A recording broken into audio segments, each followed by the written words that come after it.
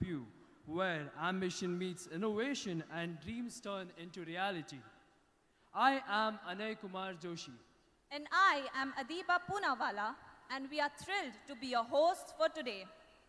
Before we begin with the program, I would like to thank our sponsors for today, Swiggy, IMS, Global Destination Learning, Hero Motorcorp, and Saundarya Connect.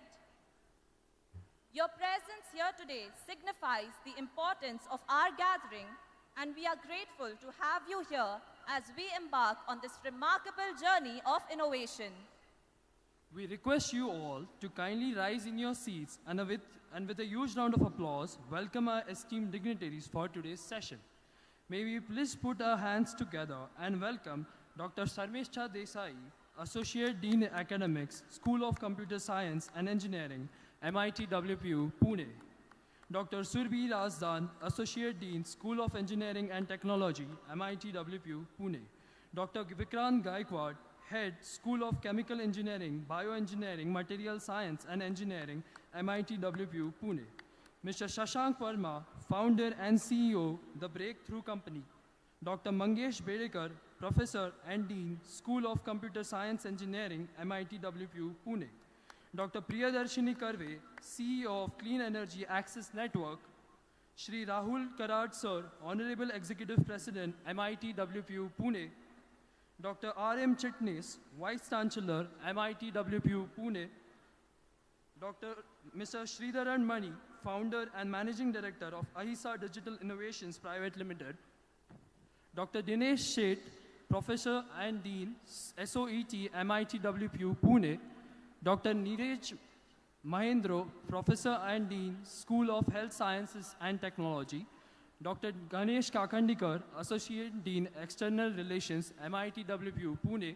Dr. Shubhalakshmi Joshi, Associate Dean, Department of Computer Science and Applications, MITWPU, Pune.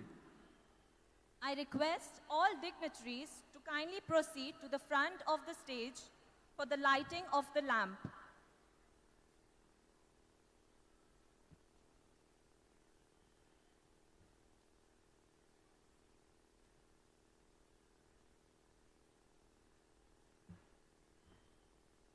Light symbolizes the absence of darkness and the power of good over evil.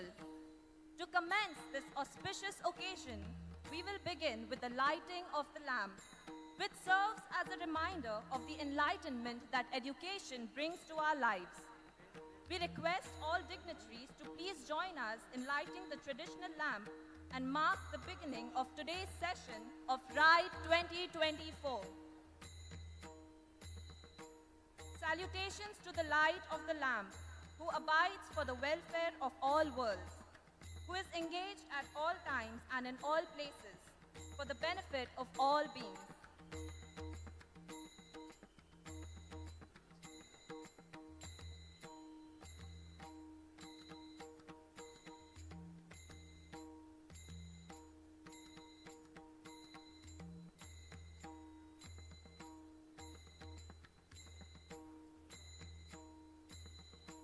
I now request all dignitaries to proceed to the right side of the dais for ringing of the bell.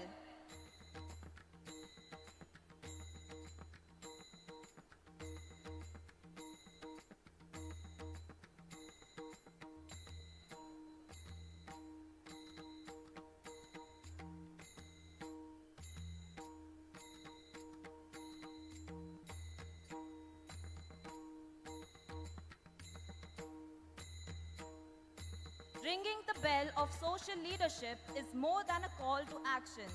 It is a heartfelt pledge to connect, inspire, and lead with empathy. Just as the bell's clear tone cuts through the noise, true leadership transcends barriers, guiding us towards collective growth and shared purpose. As we ring this bell today, we commit to leading with authenticity, compassion, and a vision for positive change in our communities. Thank you, dignitaries. I request you all to kindly be seated.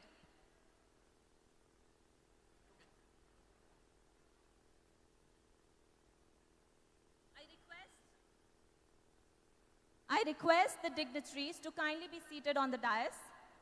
I request all members of the audience to kindly take their seats.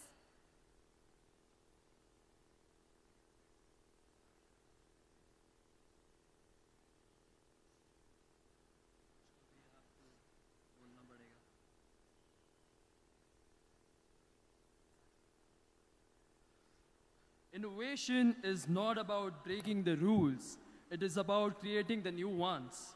It is the relentless pursuit of transforming the ordinary into the extraordinary, where imagination meets action and the impossible becomes a stepping stone to the inevitable. In the realm of innovation, every challenge is an opportunity, and every idea has the potential to reshape the future. Ladies and gentlemen, we once again welcome you to this remarkable session of R.I.D.E 2024. Before we begin with our event today, we pray for world peace, uniting in the spirit of Atman, the universal essence within us all. And just as the sacred sound of Om resonates universally, may our intentions for peace reverberate across the globe, fostering understanding, compassion, serenity worldwide. We would like to request people on the dais to please join us for the World Peace Prayer, which will be followed by the national song. Please stand, join your hands, close your eyes, and bow your head.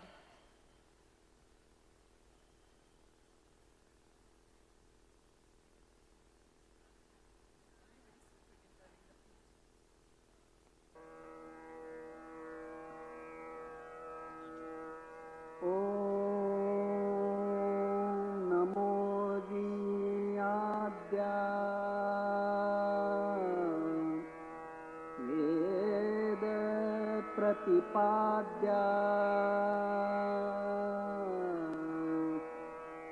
जय जय स्वसंवेद्या आत्मरूपा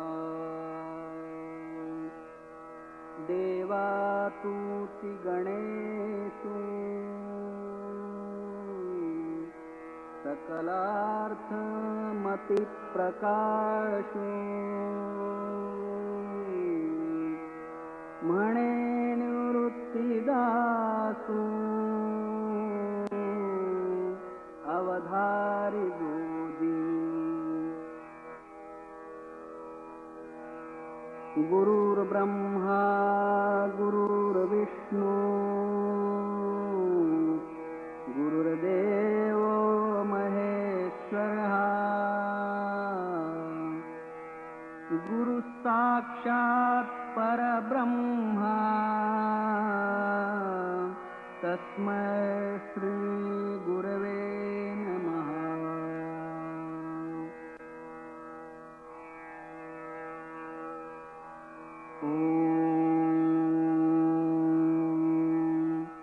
पूर्णमदः पूर्णमिदं पूर्णात् पूर्णमुदच्यते पूर्णस्य पूर्णमादाय पूर्णमेवावशिष्यते। ॐ शान्ति शान्ति शान्तिः।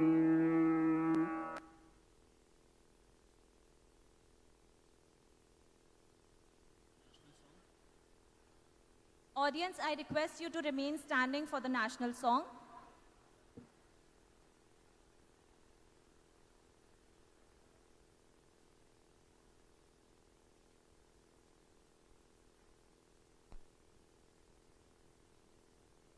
Vande Mataram, Vande Mataram, Sujalam Sufalam, Malayaj Sheetalam,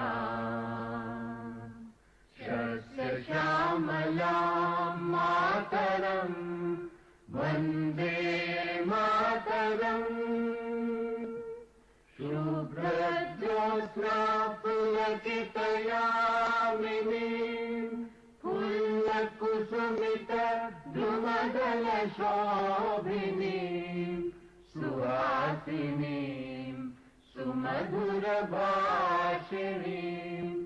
सुखदां वरदां मातरं Vande Mataram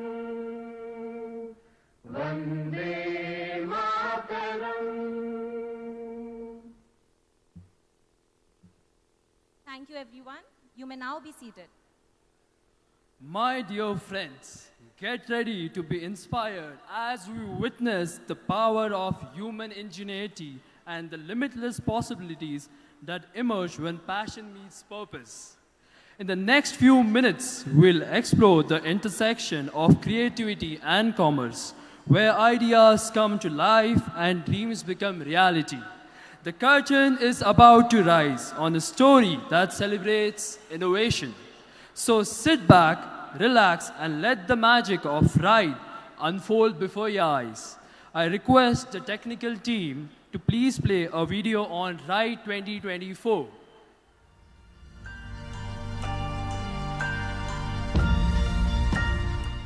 Entrepreneurship is not just a word. It's a destination. Perhaps it's a lifelong process.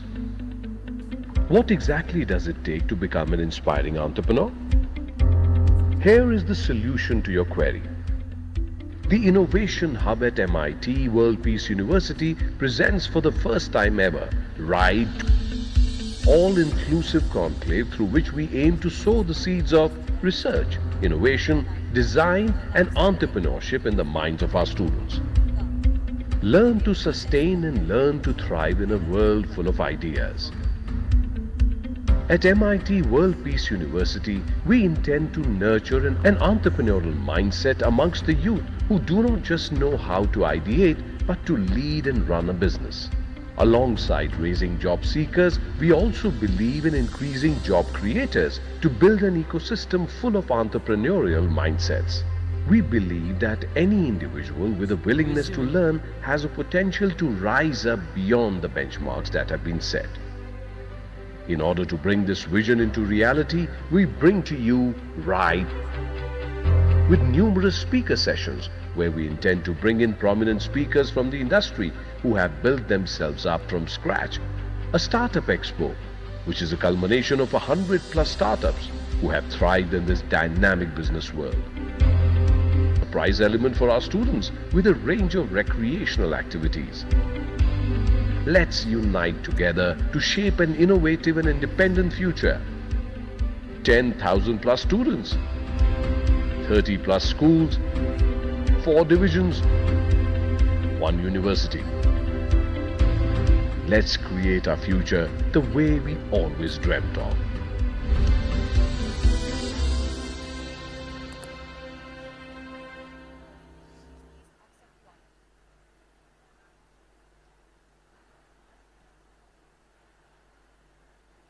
Dignitaries, please accept the honors.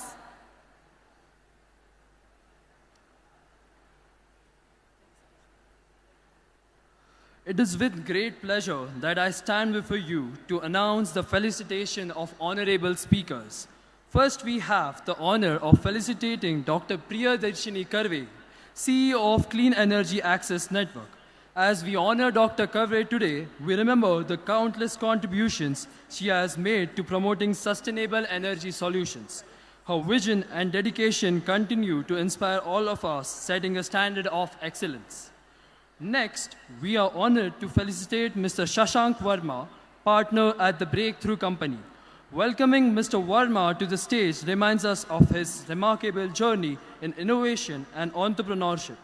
His commitment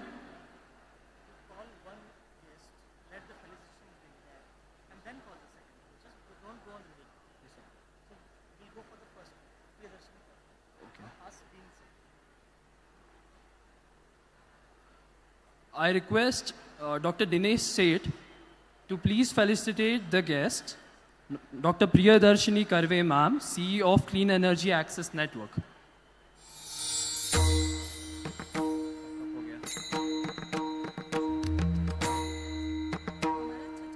As we honor Dr. Karve today, we remember the countless contributions she has made to promoting sustainable energy solutions.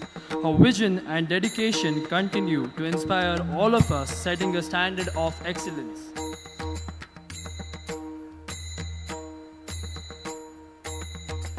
Ladies and gentlemen, can we have a round of applause?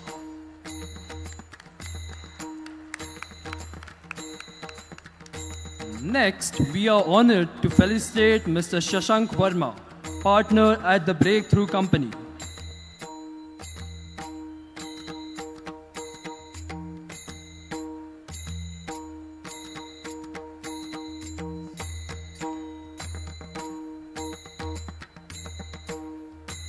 Welcoming Mr. Verma to the stage reminds us of his remarkable journey in innovation and entrepreneurship. His commitment and passion have left an indelible mark on the industry and in the hearts of many. Ladies and gentlemen, can we have a round of applause?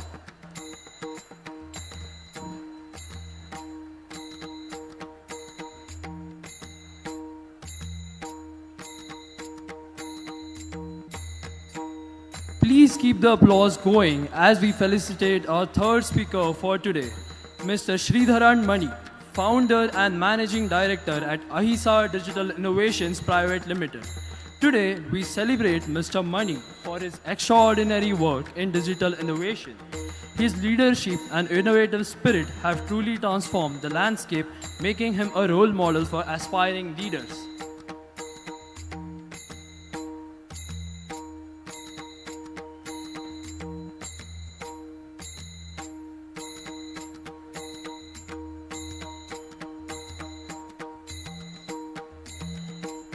Thank you, dignitaries. Today, we gather not only to acknowledge the accomplishments of these exceptional individuals, but also to express our gratitude for their invaluable contributions to their respective fields.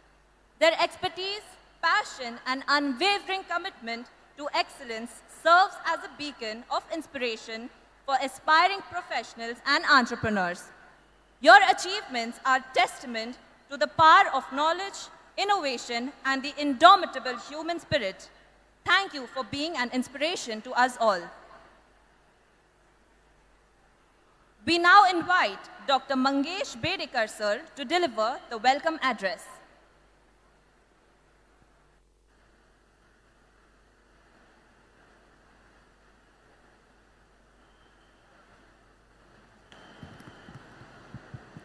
Thank you. So dignitaries on the dais, esteemed speakers, dignitaries off the dais, and my dear students. So as we stand here and organize ourselves for the day 2 of R.I.D.E, second day particularly innovation, I hope we have a stalwarts here who will be speaking about how did they influence, get ideas into action, think different. Mind you, when we think innovation, has to be something different. Well, we all have the same amount of gray matter on the top floor of your body, but then how do you use it is what makes things different. So we'll welcome all the 3 guests today and hope to listen from them, try understand how is it that they thought different, how is it that they went different on a different path, and tried to explore it with all their zeal, enthusiasm, and have become successful in life. I hope the students can pick up some more thoughts from this. Think different is the basic motto here when we say innovation. And as day 2 progresses today from the first session to the second session, I hope it gives you more ideas, more thoughts to minder upon, and eventually take it ahead in the next 2 years of your academics, and you come out with flying colors before you graduate. So I welcome the speakers again, and looking forward to listen to them. Thank you. I'll hand it over back to you. Thank you, sir. Ladies and gentlemen, esteemed guests, and the bright minds of MIT World Peace University. Today, we gather here for an event that symbolizes the power of research, innovation, design, and entrepreneurship, and the unyielding spirit of our university community. In the vibrant halls of MIT World Peace University, we firmly believe that every student carries within them the potential to unlock unlimited possibilities. Today, we're here not to tiptoe around the edge of possibility. We're here to dive headfirst into the deep waters of innovation. This is an event where imagination meets innovation, where startups sprout like wildflowers, and where innovation is not just a buzzword, but a way of life. I thank each and every one of you for being a part of this incredible journey, and I eagerly anticipate the brilliant ideas, collaborations that will emerge from R.I.D.E 2024. Thank you, and let the ride begin. Now, I would like to introduce our expert honorable speakers for today. First, we have Dr. Darshan Karve ma'am. Karve ma'am's career is a remarkable blend of innovation, dedication, and leadership in the fields of renewable energy and sustainable development. She completed PhD in physics from University of Pune in 1998. In a career spanning nearly 25 years, she invented a number of improved biomasses burning cooking devices to reduce smoke in the kitchen and dependence on firewood of domestic cooking in rural areas. She has also worked on decentralized organic waste-to-fuel technologies. In the past 10 years or so, her work has also focused on devising and promoting strategies for low-carbon sustainable urbanization. She invented an easy-to-use Samuchit carbon footprint calculator for urban Indians and conducts workshops on climate-friendly lifestyle, sustainable urbanization, etc. Dr. Karve is the founder and director of Samuchit Envirotech, a social enterprise that promotes environmentally sustainable energy and lifestyle products. She is also a co-founder of Orja Box LLP, a green startup focused on renewable energy for cooking. She serves on the governing and advisory bodies of a number of national and international organizations. She is currently the national convener of Indian Network on Ethics and Climate Change. She is associated as a visiting faculty in several educational institutions and is the co-editor of Shaikshanik Sandarbha, a Marathi e-periodical on science and education. Her work has been honored by several national and international awards. I request the technical team to please play the introductory video for Dr. Karve ma'am.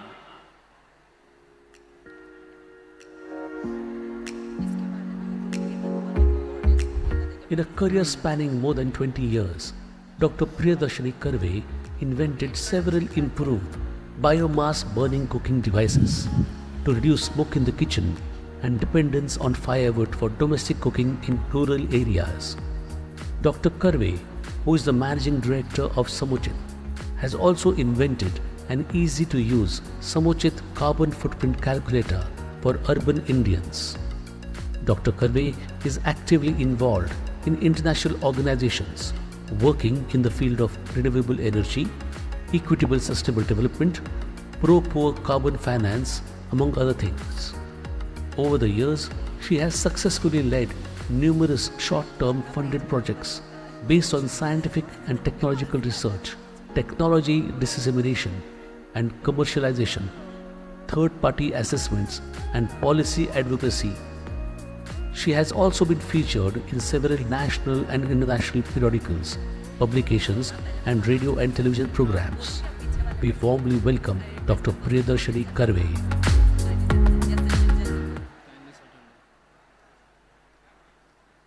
I request everyone in the audience to kindly settle down so that we may proceed.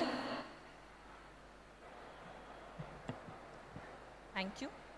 Audience, may we have a round of applause for ma'am? Thank you.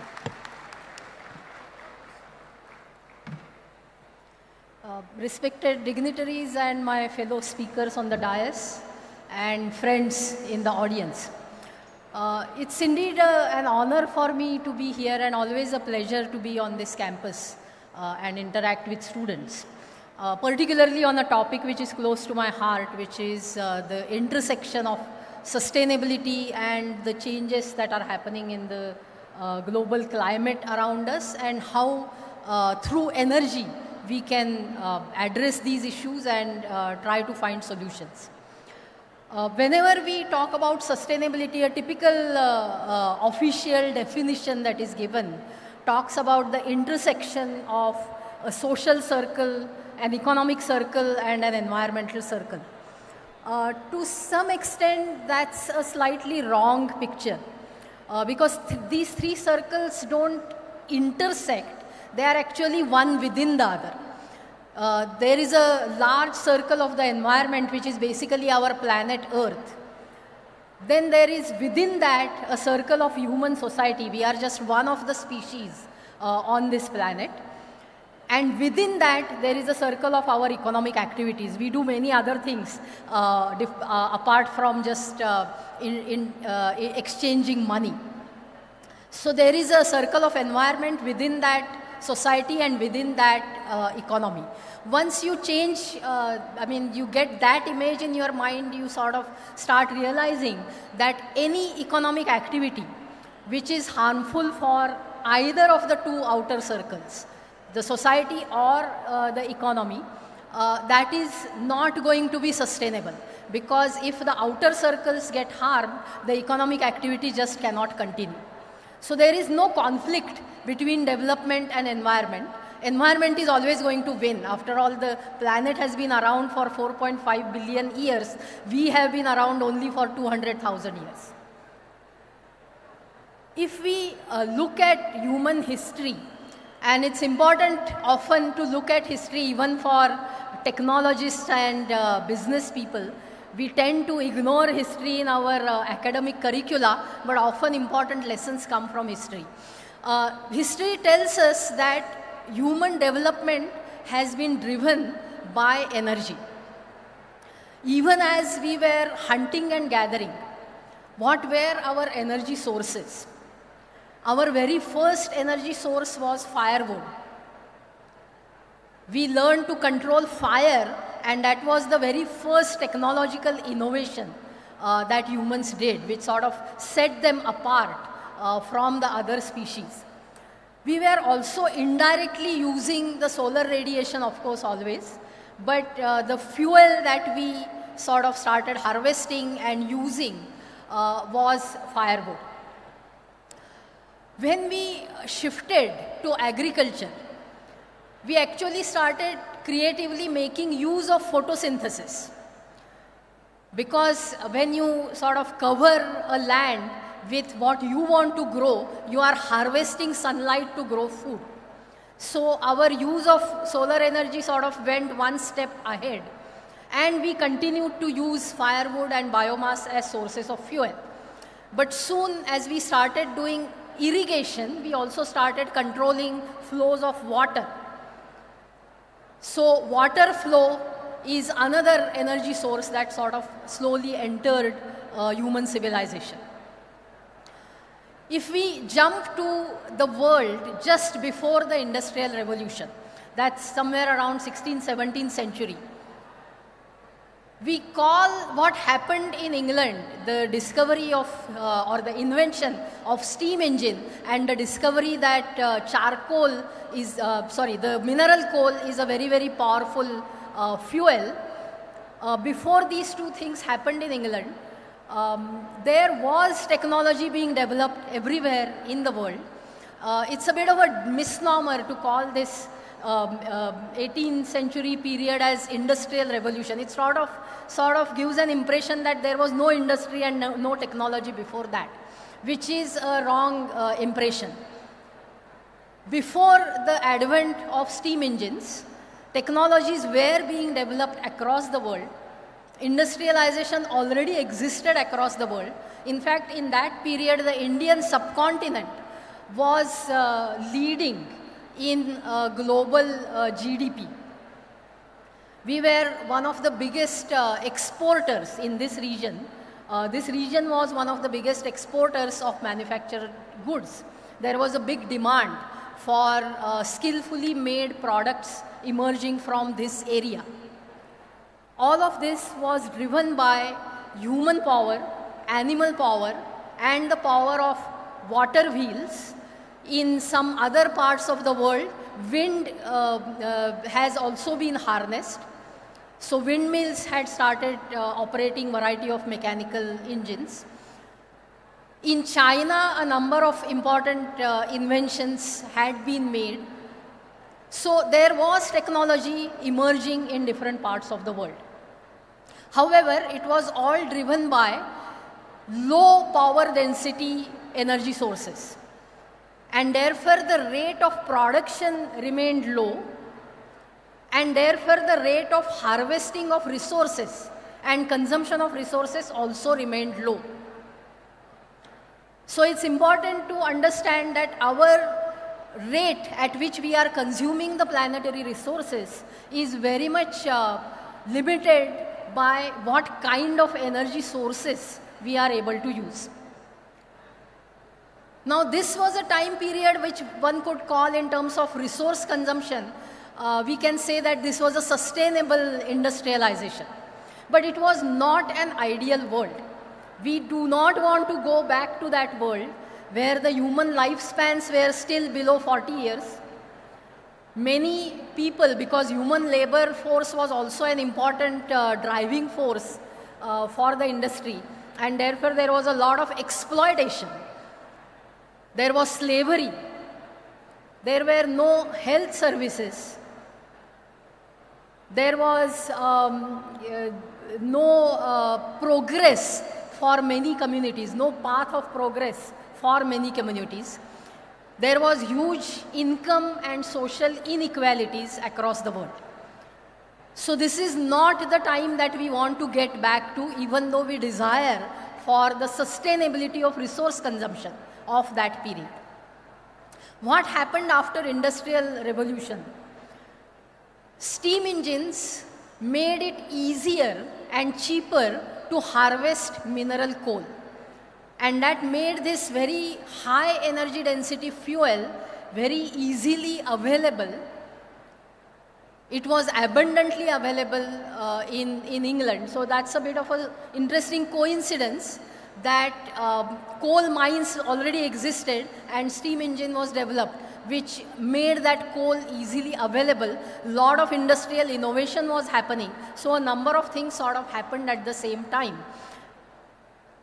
Very soon after mineral coal, petroleum, crude oil was also found, and scientists figured out the chemical process that could convert that crude oil into various fuels. The very first fuel that was made was kerosene.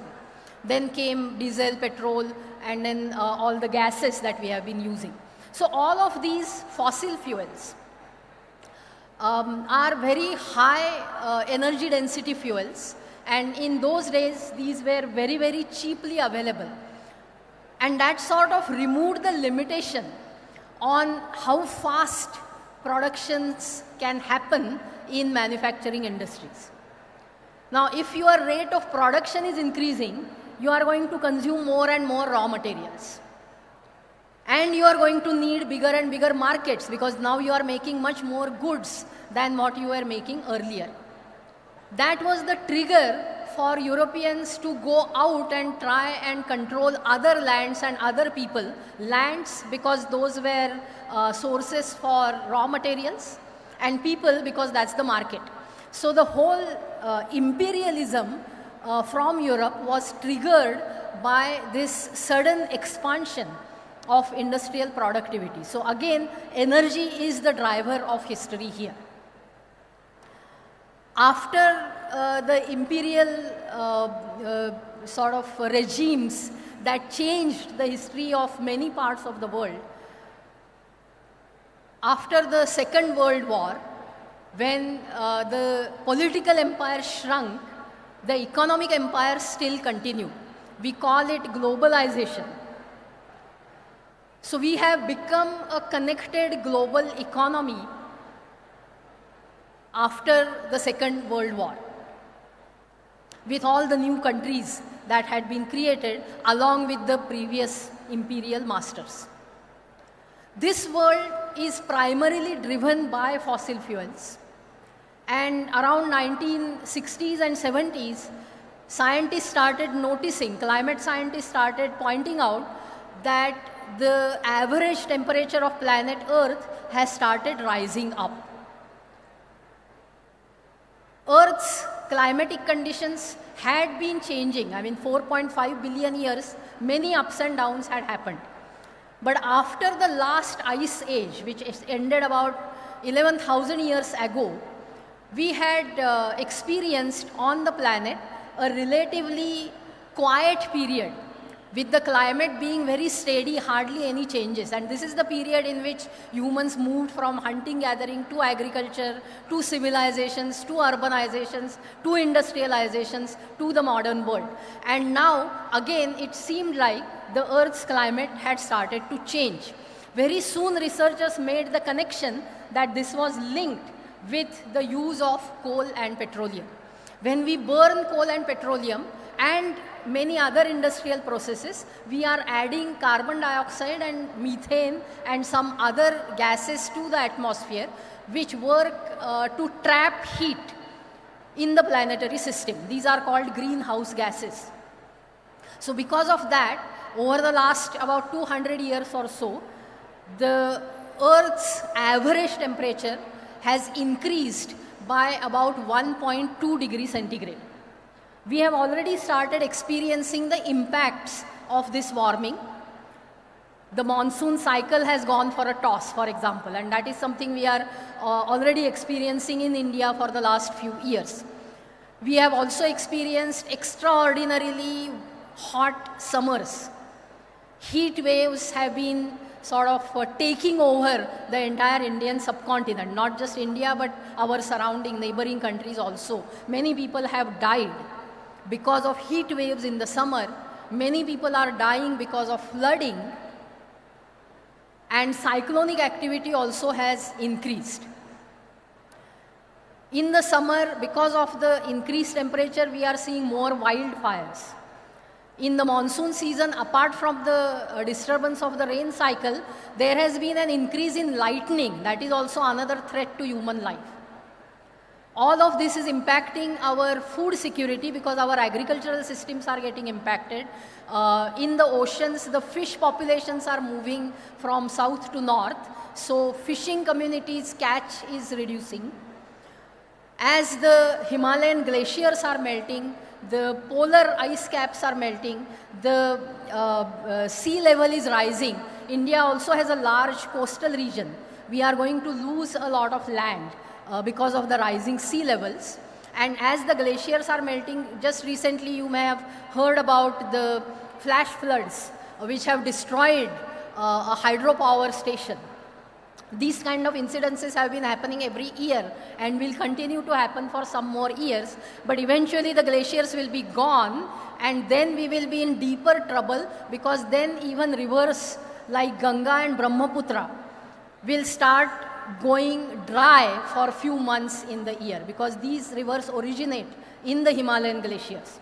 That is going to hugely impact the productivity of paddy fields and wheat farming in the northern India, which is our bread basket. So we are in for some very difficult times, and all of this is linked with our global use of fossil fuels. The Intergovernmental Panel on Climate Change has pointed out that if we want to get out of this unsustainability trap that we have sort of caught into, we will have to start reducing fossil fuel consumption from 2030 onwards, which is when most of you will be at the beginning of your professional careers. So the world that you are going to enter is going to be totally different. Either, there are two possibilities. One is that we don't listen to scientists and we keep on increasing our fossil fuel use. That will create bigger and bigger risks of natural calamities, and that is also going to impact the businesses, the whatever sector that you may be working in. Or we will be in the middle of a very rapid transition to some other energy framework, and that will bring in a lot of changes in whichever sector you will be working in. What is this that we need to transition to in order to ensure that we move back into sustainability, but at the same time we retain all the social good that we have created with the help of fossil fuels? Because it is because of the rapid industrialization that mass production became possible, because of which many sort of quality of life products and services were available abundantly and at low cost for many people. Health services could become accessible to many more people. A large number of people came out of poverty.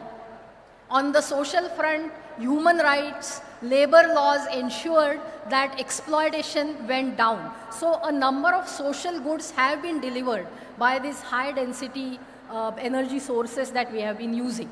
So how do we maintain that and still move back to the sustainable production systems? The solution to that obviously is coming from renewable energy with modern technologies. And lot of technological innovation has happened, particularly over the last 10 years or so. 10 years ago, people used to say, and it was actually true, that you needed more energy to produce a solar cell, a photovoltaic solar cell, than what energy the cell will produce in its lifetime. That was true about 10 years ago. No longer that's the case. The efficiencies of manufacturing have gone up. The efficiencies of solar PV panels have gone up.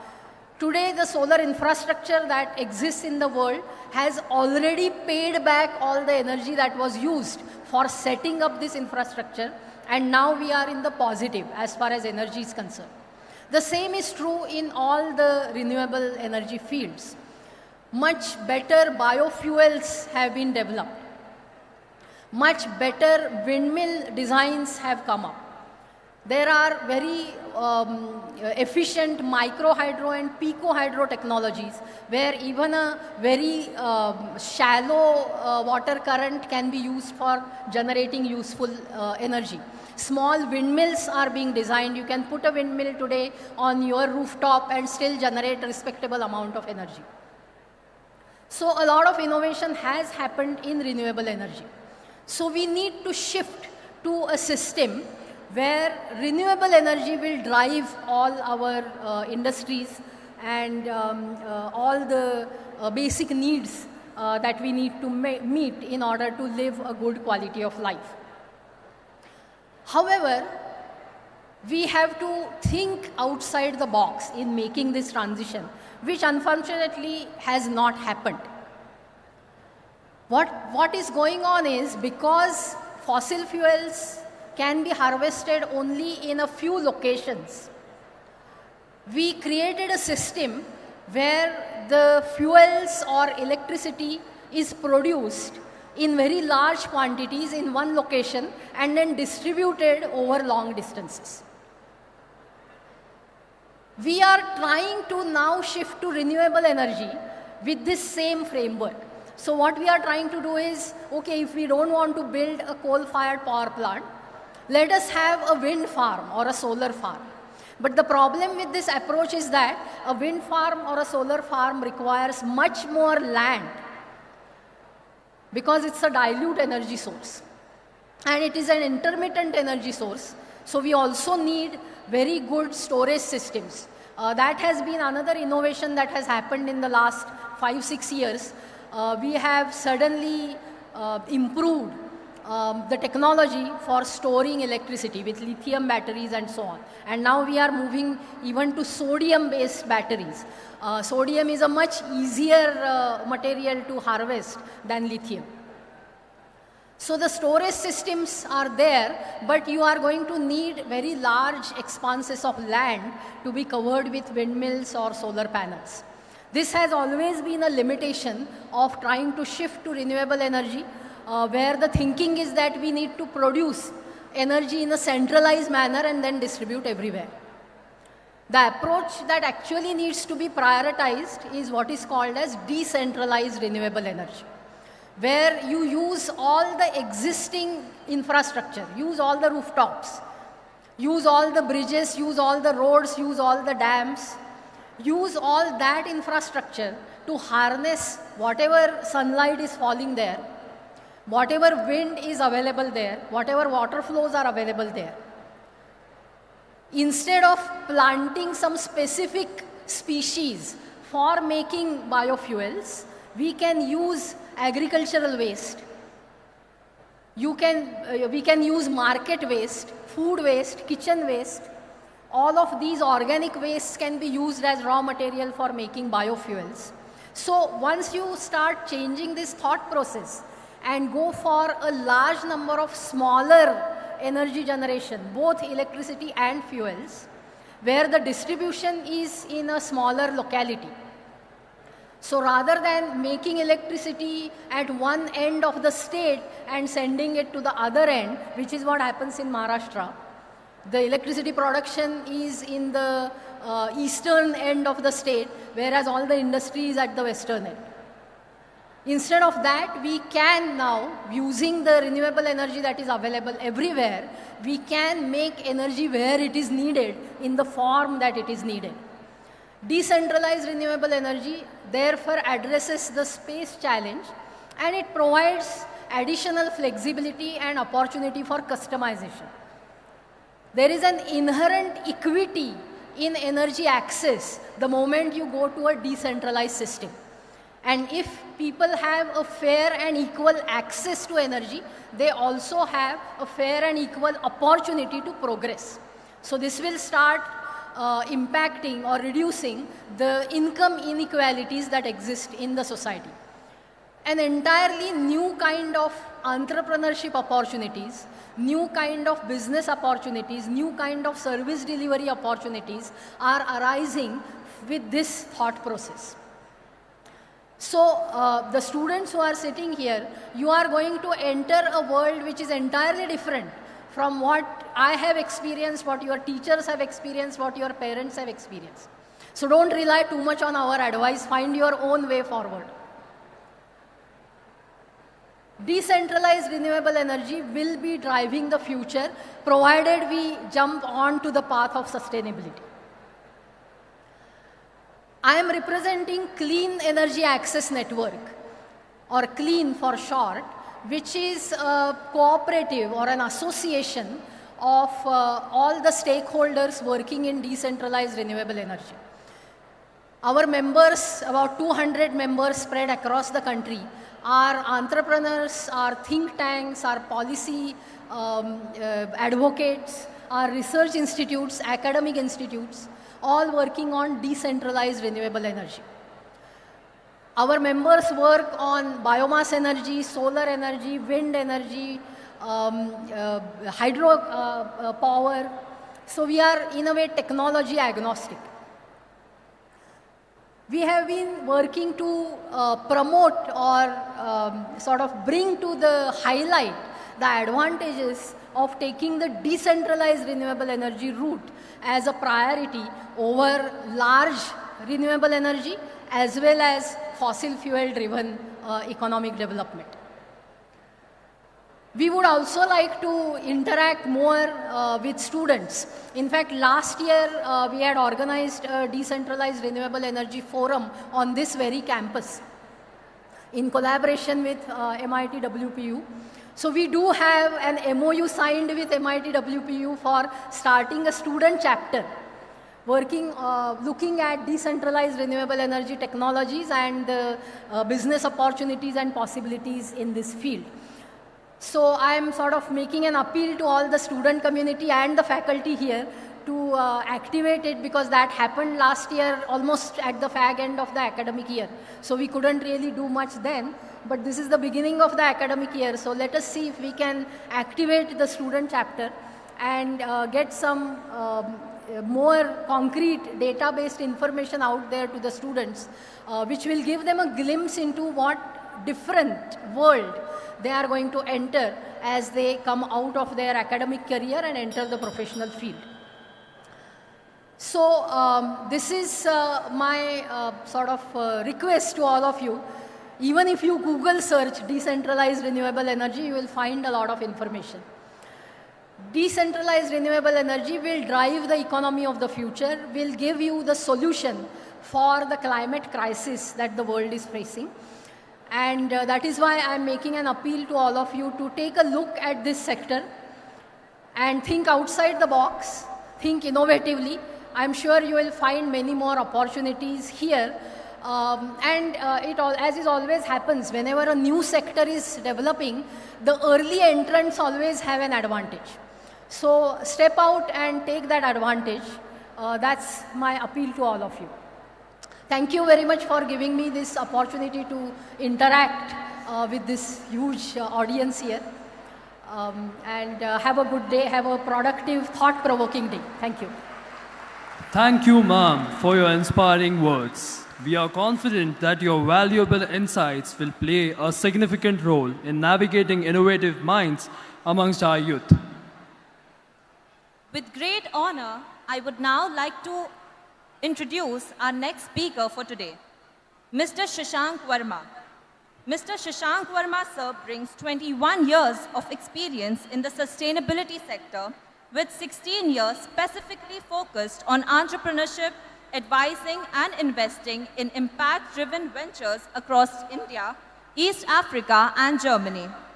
He has expertise in clean energy access and has supported startups in developing business strategies, financial models and securing funding. Sir is adept at leveraging new technologies to create sustainable business models. Certified as a blockchain associate, he has also utilized GIS mapping and data visualization tools to analyze socio-economic data sets. Additionally, he is trained in human-centered design and system thinking, aiding corporates in developing innovative, sustainable business models. I now request the technical team to play an introductory video on Sir.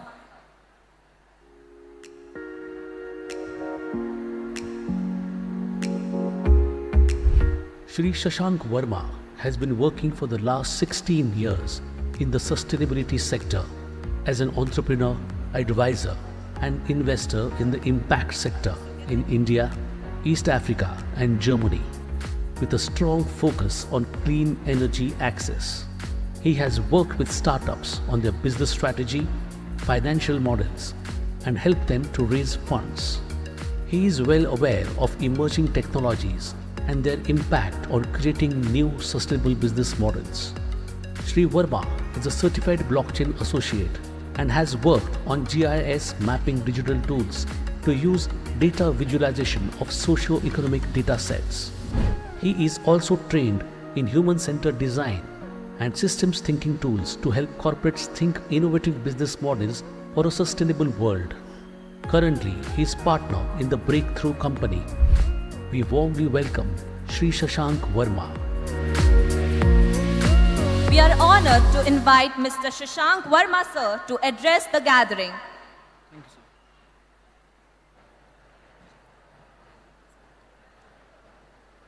sir. Good morning, everyone. So we've been asked to talk about sustainability and renewable energy and trying to understand what innovation is about, right? So firstly, when we are looking at innovation, we need to understand, what is happening around India and why even innovate, right? So if you look at the Indian economy, so your generation is actually at a very good place. You guys are very lucky because you are at an inflection point in India's history. So right now, as we know, the Indian economy, you have heard probably Modi ji saying that we are the 5th largest economy, right? So right now we are about $3.754 trillion economy. In 1991, we were only a $1 trillion economy. So now what's happening is it took us about 35 years to go from 1 trillion to 4 trillion. So we added $3 trillion in 35 years. So about almost $1 trillion in 1 decade. Going forward in the next 10 years, and these are numbers which are backed by World Bank, IFC, Goldman Sachs, JP Morgan, all these guys, right? So what they are saying is the Indian economy right now from $4 trillion in the next 10 years is not going to add about another $1 trillion, which was the case historically, right? $1 trillion has been added over the last 30 years. But we are going to add $6 trillion in the next 10 years. So we are going to go from $4 trillion to $6 trillion. right? So what that means is there's going to be a huge acceleration in the economic opportunities in India. And in fact, India is probably the only major economy around the world which has this huge economic opportunity which is there. If you look at other countries around the world, if you look at EU as a region, EU is going in recession. If you look at America, America is going into recession. It's not really growing as much. Japan has always been stagnating. China has been growing, but the growth is actually going downhill, right? And there's also a huge, if you look at geopolitics, there's a huge pushback against China, right? Everyone is talking China +1. You might have heard about ghost towns in China, right? And that's the beauty about India. India is a democracy. So we have been actually, there's been this shackle that has been put on our growth rate historically, thanks to socialism or the mixed economy that we followed. So that actually started coming out in 1991. The license Raj used to be there. So members on the dais probably know about the whole license Raj. You guys probably don't, but you can ask your parents and grandparents how it was, right? And that's why if you look historically, people always wanted to get out of India. Like NRI banna chahte the. They would want to go out, they want to earn money in dollars, right? Because the economic opportunities was not there, right? It took a Dhirubhai Ambani to really create, a first generation entrepreneur breaking all the rules, right? But that was a trailblazing approach. Then that was followed by the Narayan Murthis, right? Which was then followed by the Piyush Guptas, the Aman Guptas, and all that you see now on Shark Tank, right? So entrepreneurship is a journey. But what I would like to share that entrepreneurship does not happen in isolation, right? There has to be an enabling environment for that. I can share my story. I was an entrepreneur fresh out of MBA, right? I wanted to do biofuels, biodiesel. So the technology had worked. And I started a biodiesel company called Clean Star Energy way back in 2005. And that the technology worked, okay? The technology worked like a charm. Basically, you will make biodiesel from jatropha oil, pongamia oil, and mix it in diesel, in your diesel engine, and it would work. And you could blend it any percentage from 1% to 5% to even 20%. So we actually had a partnership with a UK-based technology company, and we were able to blend biodiesel in our car. We actually ran it from Chennai all the way to Delhi as a technology demonstrator that this works. So technology was not a problem. But when we actually started going into, and you saw those photos of me planting some jatropha tree in a rural village, right? That was in Bede district. So we ended up buying 25, 30 acres of land there, planted about 100,000 trees there, right? And that land we got really, really cheap because it was a wasteland. The land was, was like 5,000 rupees an acre, right? At that time when good quality land would have been 1 lakh rupees an acre. So the land was not an issue. We were able to get bad quality land, but when we planted the tree, did the whole, end-to-end life cycle analysis, the economics did not work.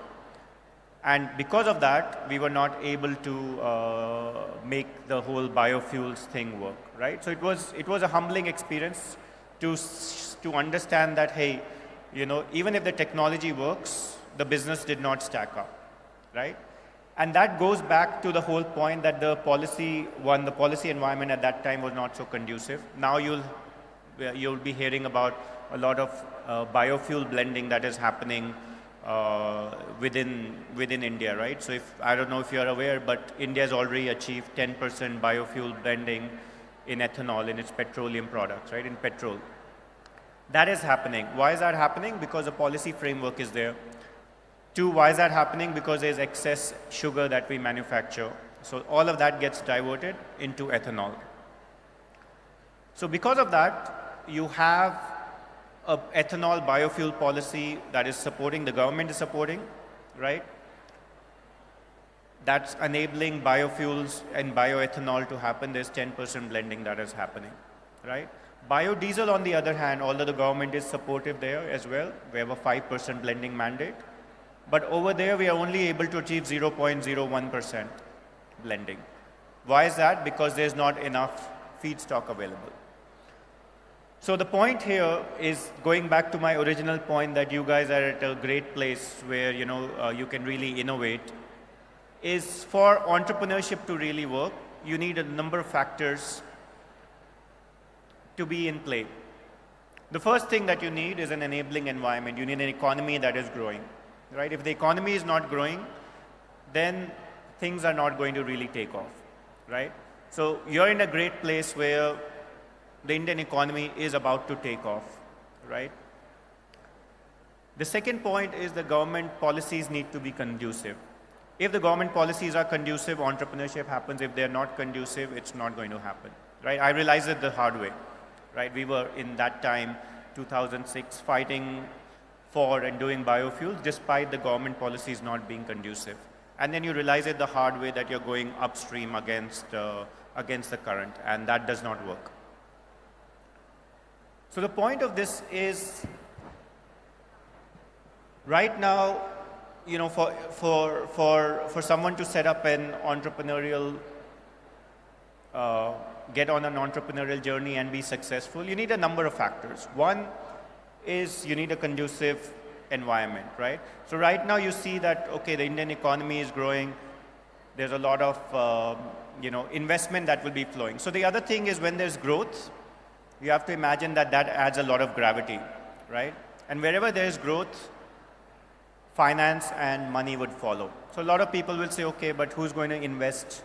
Even if I come up with a great idea, who's going to invest in my startup, right? It's all about value creation, right? So if you add enough value in someone's life, then there is going to be, money that follows in. So now if I were to step back and say, how do you, this is all about innovation, right? So how do you innovate? So there are a number of factors that you need to look at when you're thinking about innovation. The first thing that you need to think is, what is the problem of, what is the status quo? What is the problem that you're trying to solve? Right? That's number one. Number two, who is a problem that you're trying to solve for? So usually what happens is, like, you want to say, okay, most people, try to get into entrepreneurship and say that, hey, I want to, get entrepreneurship because I want to make money. That is actually a very shallow kind of way of thinking about entrepreneurship. If you actually start thinking along those lines, you're not going to get very far. So there are two things that, I've learned from my life's journey about entrepreneurship and innovation, right? The first thing you need to understand is there's a status quo that exists, and there's a reason why that status quo is there, right? It's called the markets. And if you want to innovate, then you need to bring something to the table that's not been there already, right? And usually that can come through technology, right?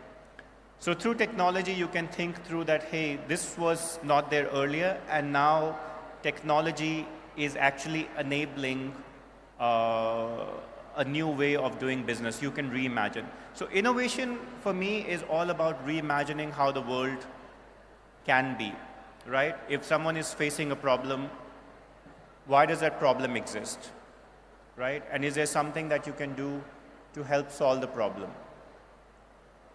Now, what is the biggest innovation? So today we are all talking about it's the I, right? It's Innovation Day. So what is the biggest innovation that is going to disrupt the way business is going to be run going forward? Right? What is the biggest innovation that you see on the horizon? Now if you look at it, you guys have probably seen this. I can vouch for it. Just imagine the way we are sitting here today. It's 2024. Do you know how things were in India in 1995? Right? So I remember I was going to college in 1995. and there was no internet. In fact, that was the first time in 95 dial-up internet came in, right? Now, now just imagine how life would have been pre-internet days, okay? And just look at the amount of innovation and the amount of speed of growth and the rate of change that has been there over the last 30 years, right?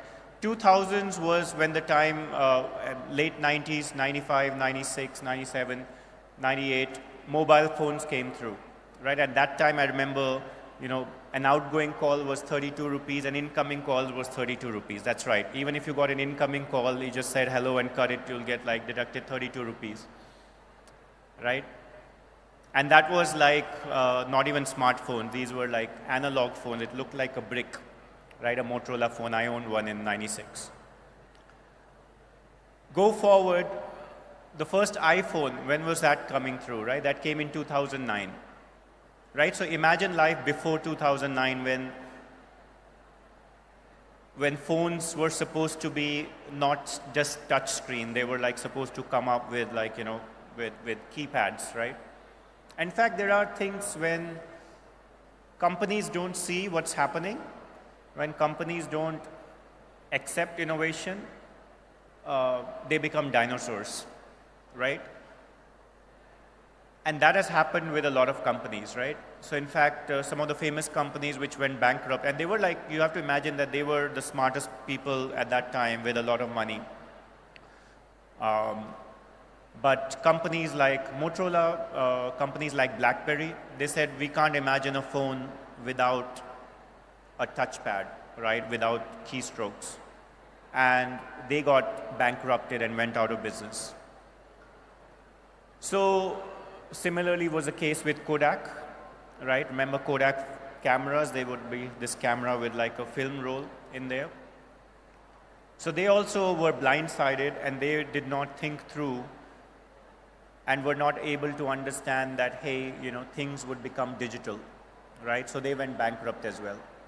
Why am I telling you all of this? I'm telling you this because there are a lot of dinosaurs in terms of companies which are, sitting here today that you think is normal, right? And they're going to get disrupted. And what is interesting is the pace of disruption is going to be even more, right? Thanks to generative AI. It is going to disrupt in a massive way.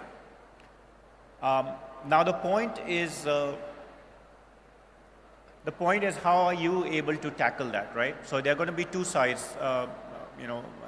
Alvin Toffler said that the illiterate of the future are not going to be people who cannot read or write. The illiterate of the future are going to be people who cannot unlearn, relearn, and learn new things, right? So if you can't relearn and unlearn what you've already learned, those are going to be the illiterates of the future. So your education actually does not end when you go out of the gate of MIT and finish your engineering, design, or BBA or whatever, MBA degree, whatever that you're doing. Your education never stops, right? And education is not a piece of degree which says that, hey, you're certified and you've got a bachelor's degree, master's degree, whatever. Education is this continuous ability to keep learning, right? That thirst for knowledge, the quest for knowledge. And I think that's what's important here. Because the moment you stop learning, you die, right? The moment you stop learning, someone else will come in and take over. And this is what happened to the likes of Kodak. This is what happened to the likes of BlackBerry, right? So these companies stopped learning. These companies stopped listening to the market. These companies, and you have to imagine, like Motorola included, right? Motorola was one of the biggest phone companies as well. Nokia, anyone remember Nokia? Right? They had like this brilliant phone, like they had this really small phone. And I used to love that phone, and I don't know why that company went bankrupt.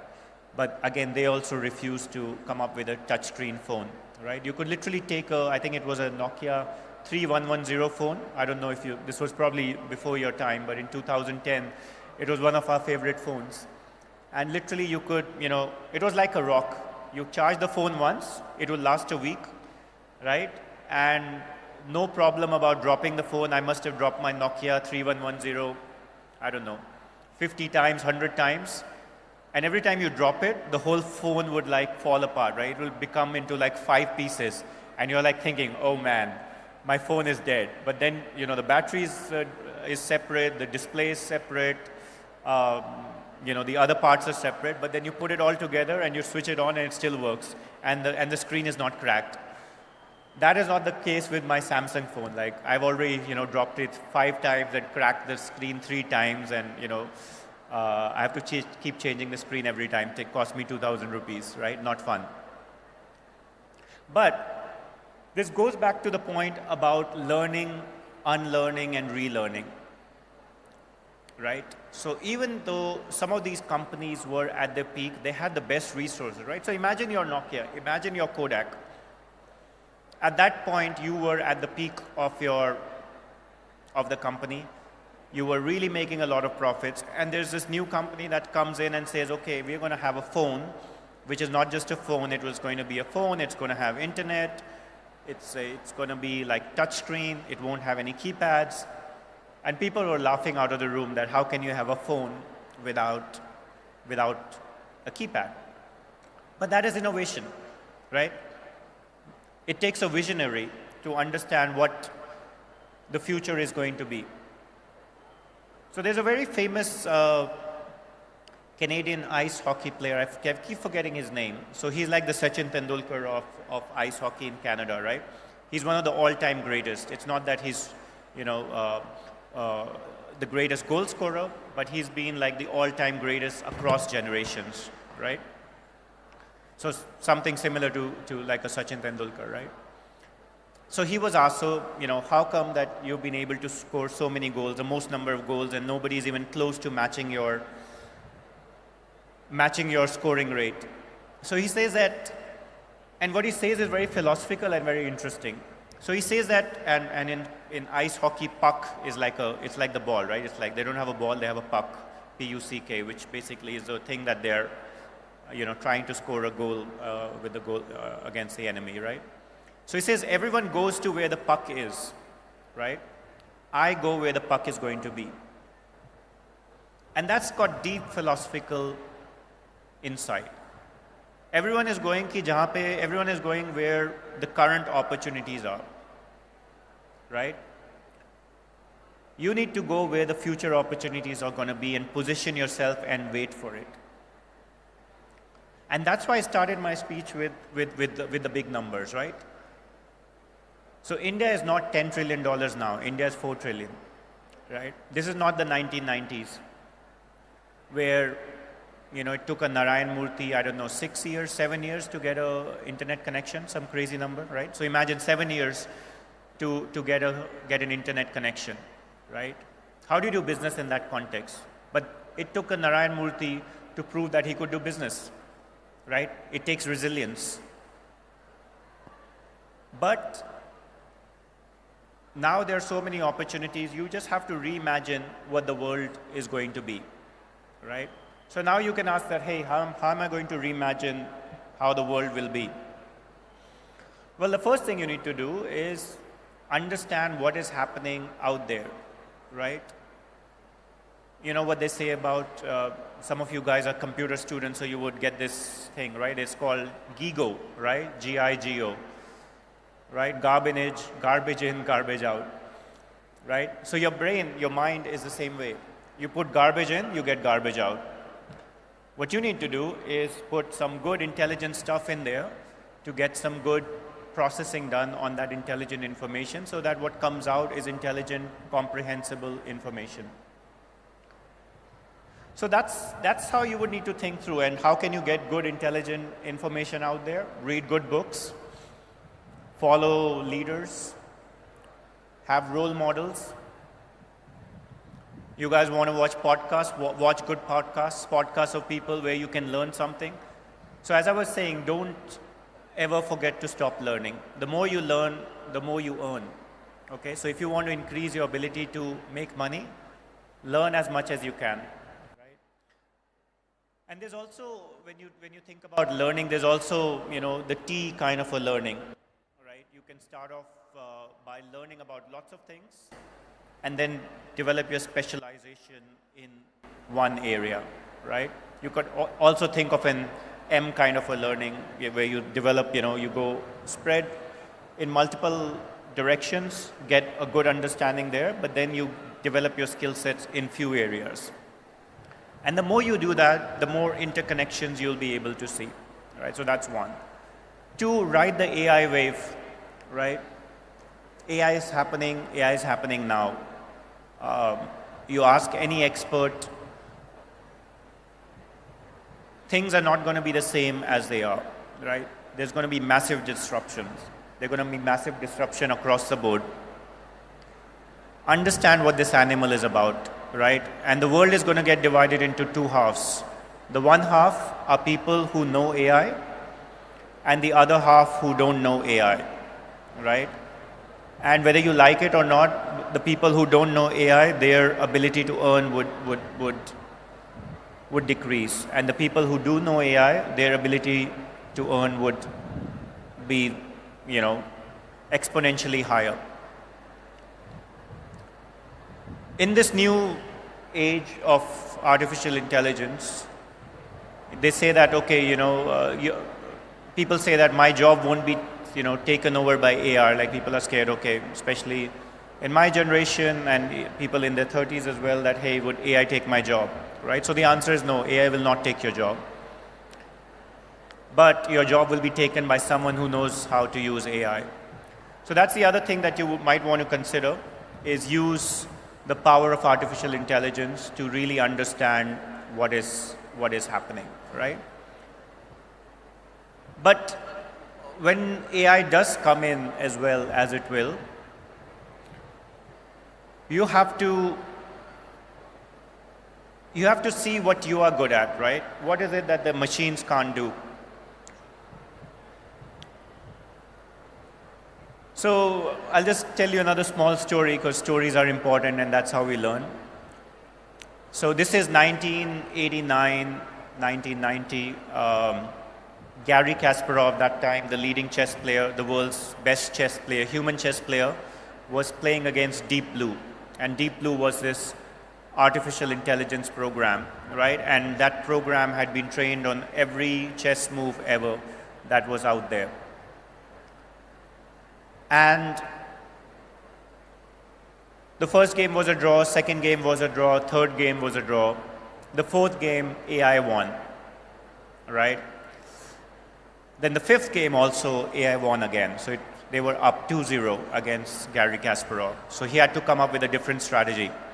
And he knew that every game that has ever been played, the AI has been trained on that game, right? It was trained for a good 20 years. So what does he do? He plays the most unconventional move ever. He plays a move which was like totally the worst move ever by a human chess player. And he did that for like 4-5 moves. And you know why he did that? He did that to confuse the AI, because the AI was not trained on any move which would have not, any good move which the actual humans would have played, right? So now they were in a domain where the AI was like totally lost. And long story short, Gary Kasparov won that game, right? And it was a very unusual game that he finally won. So the point being what? The point being that, hey, you need to play to your strengths, right? You need to play to the strengths of being human, right? Empathy, connecting with people, going deep, understanding what the real human problems are, right? Having that human-to-human touch. Using AI to scale, using AI for the strengths that they have, right? And just to complete that story, by the way, so it took Deep Blue, IBM 20 years to create that model with all the human inputs in there. And then they had a generative AI model with machine learning on top of that, right? And that new AI chess model was asked to play against the old 20-year-old trained model. Guess how much time did it take this new model to learn against this old model which was trained on 20 years, right? And it was only given some basic instructions: play against this chess master or this chess algorithm, win, lose, learn, and take it from there, right? 4 hours. 4 hours is what it took this new AI, machine learning AI-based chess algorithm to win against an AI which was specifically trained for the last 20 years with all the chess moves possible, right? So that's the animal that we are up against, right? Its ability to learn and learn exponentially is beyond us. They already say generative AI's 3.5 is already 155 IQ level, be 10x of that. So we are looking at an IQ level of 1,500 in the next few years. So that's why everyone, you might be aware, are like really scared of AI, right? So the point is also, it goes back to prioritize AI and one, two, how can we even leverage it, right? So just imagine what can you do with so much intelligence, right? So imagine you have an Einstein or maybe 10 times smarter than Einstein as your intern. What are you going to do with that person? How will you ensure you can come up with idea? Not do is understand which problem to solve and which not to solve. So you can, the good thing is understand what you are good at, really go deep, have those human connections, understand, go into villages, understand what their issues are, right? Go out there, meet people, empathize with them, and then use AI and come up with solutions to help real world problems, right? Because only you as humans can do that, AI cannot do that. So with that, I'll end my speech. Thank you very much and have a great day. Enjoy the rest of the sessions. Thank you. Thank you so much, sir, for your insightful and inspiring words. Your expertise and passion truly shone through. We appreciate you taking your time to share your knowledge with us today. Shri Sridhari Maran, founder of Ahisa Digital Innovations Private Limited, holds an MBA from Emory University, USA, and has over 25 years of senior IT leadership experience. He served as the director and CEO of American Megatrends India for 11 years, leading innovations in BIOS, UEFI, and BMC firmware, and overseeing a successful spin-off to HGGC. At AMI, he also launched healthcare, GPS, IoT, and cloud divisions, including the FDA-approved IoT healthcare devices and Bolt and Falcon Eye solutions. His team was a top 5 finalist in the Qualcomm Tricorder X Prize. Before AMI, Sridharan sir was COO at Business Oriented Software Solutions for over a decade, where he developed products for telecom and systems management. He later led the development of Amazon Academy, an EdTech platform for competitive exams. Sridharan Mani sir has 2 granted patents and several pending in healthcare, IoT, and GPS tracking. He also enjoys coding, reading, writing, traveling, and listening to music. He has authored 2 Tamil spiritual books published by Giri Traders. I now request the technical team to play a video on Sridharan Mani sir.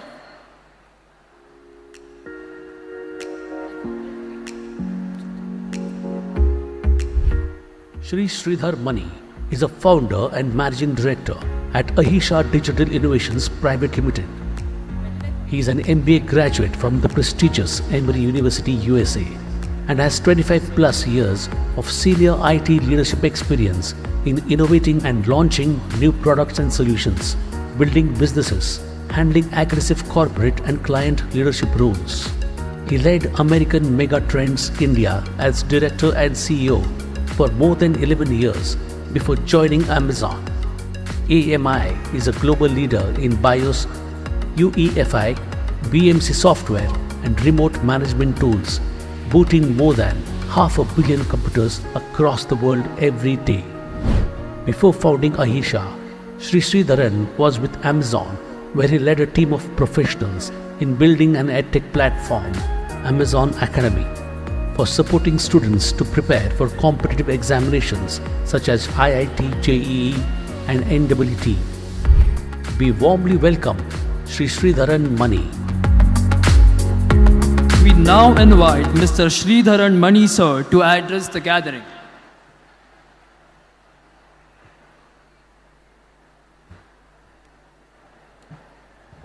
Good morning.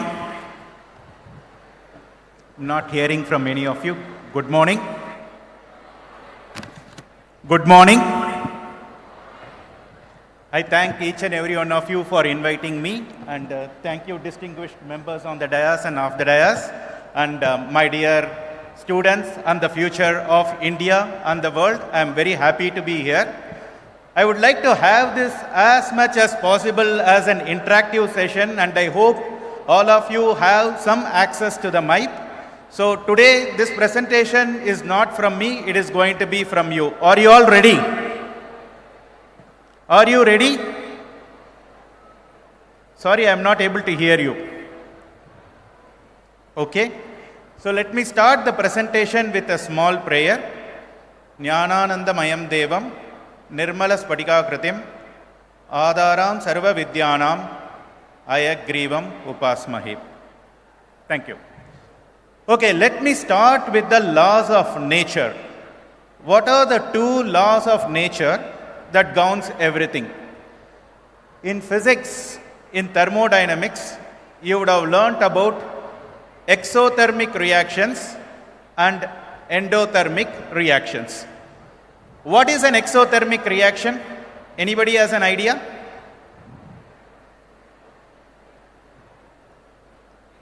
I thought MIT is known for its learnings.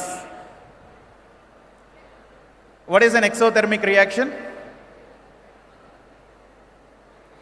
So exothermic reaction actually means that in universe, always everything wants to go from higher level to a lower level, from a high temperature region to a low temperature region, or from high energy to a low energy. And when you are doing that kind of a thing, one important thing that happens is there is a heat dissipation.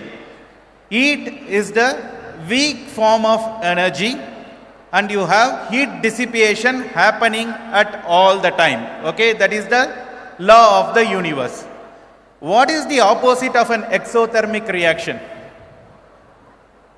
You have endothermic reaction, right? What is endothermic reaction? In endothermic reaction, the energy is absorbed. In an exothermic reaction, the energy is released, whereas in an endothermic reaction, the energy is absorbed. It's a contrary. Have you seen energy getting absorbed in real life? For example, if you take a block of ice and if you keep it on a table, you would see the solid state becoming into a liquid state where the heat is getting absorbed, and the heat gets absorbed and then like ice becomes water. Similarly, when you are standing and you will see the skin actually emitting water, right? So that is basically again an example of a endothermic reaction where heat is absorbed and the water comes out of the body. So whatever I am sharing here, I am sharing based on my understanding and discussions I had with Professor Natarajan from IIT and from my best friend and colleague from Ashok Leyland, Dr. K. Subramaniam. Okay? So the laws of nature are very simple, and in other words, you can never fight against the laws of the nature. The laws of the nature are universal and true, and whatever we are learning in science is nothing but a discovery. Everything what we have learned is a discovery. Innovation comes based on these discoveries, right? Because we are innovating nothing new except whatever has been predefined by the Supreme. Law of gravity is predefined. Avogadro's number, predefined. Everything in the world is predefined by the Supreme, and we take those definitions in order to come with our own innovations. Okay? So with that fundamentals, I really want to take an example in the automobile industry, which was shared by my colleague Subramaniam, and which I thought is a very, very interesting example to talk about how energy is playing a major role and how we can handle energy, right? What is Newton's first law of motion? What is Newton's first law of motion? So Newton's first law of motion says a body is said to be in a state of rest or in uniform motion unless and until it is disturbed by an external force. Correct? So the fundamental law of motion is like, okay, it's inertia, right? Okay, it's always going to be in a state of rest, or it is going to be in constant motion unless and until an external force is acting on it, right? So let us take an automobile and let us take an ideal road condition. So let us take an automobile and let us take an ideal road condition. So in the ideal road condition, let us say the road is smooth, no traffic lights, nobody is on the road, and like you are the only one on the car and you are going to drive it. There is no friction and there are no any external items that is going to act on it. So in this state, what is the time I would require the energy? I would require the energy only when I am starting my car and taking my car to a uniform velocity, or let us say to a speed of, let us say like, okay, 60 kilometers per hour or 80 kilometers per hour. So what I am doing, I am applying the ignition and then starting the car, and I am going from 0 to 60 kilometers per hour. At that time, I am burning the fuel, right? I am burning the fuel. Once the fuel is burnt, once I reach 60 kilometers per hour speed, now it is in a constant speed, so which means rate of change of speed, velocity is 0, acceleration is 0. So now, as per the Newton's first law of motion, the vehicle should be traveling at a constant speed and I won't be burning any kind of an energy. Correct? So, what does the Newton's second law of motion says? It says force is equal to mass into acceleration, right? So the force is directly dependent on the acceleration and also directly dependent on the mass. If you look at the engines today, all the engines are made of internal combustion engine. So when the internal combustion engine, when the fuel is burnt, you are actually dissipating a lot of heat. That is why you have coolant systems. And every fuel that is burnt, only 30 to 35% of the fuel energy is actually used for transforming the vehicle. So what is the kind of innovation happening in the automobile industry? The kind of innovation that is happening in the automobile industry is to replace these kinds of fuels with hydrogen cell, or with this kind of fuels with hydrogen. And hydrogen is a green energy fuel. Okay, what do you mean by a green energy fuel? For example, when you burn hydrogen, it comes as steam, it comes as water vapor. So water vapor is more clean. But when you burn other fuels, they also, when the heat comes out, when the heat burns the air, you have all the greenhouse gases coming out.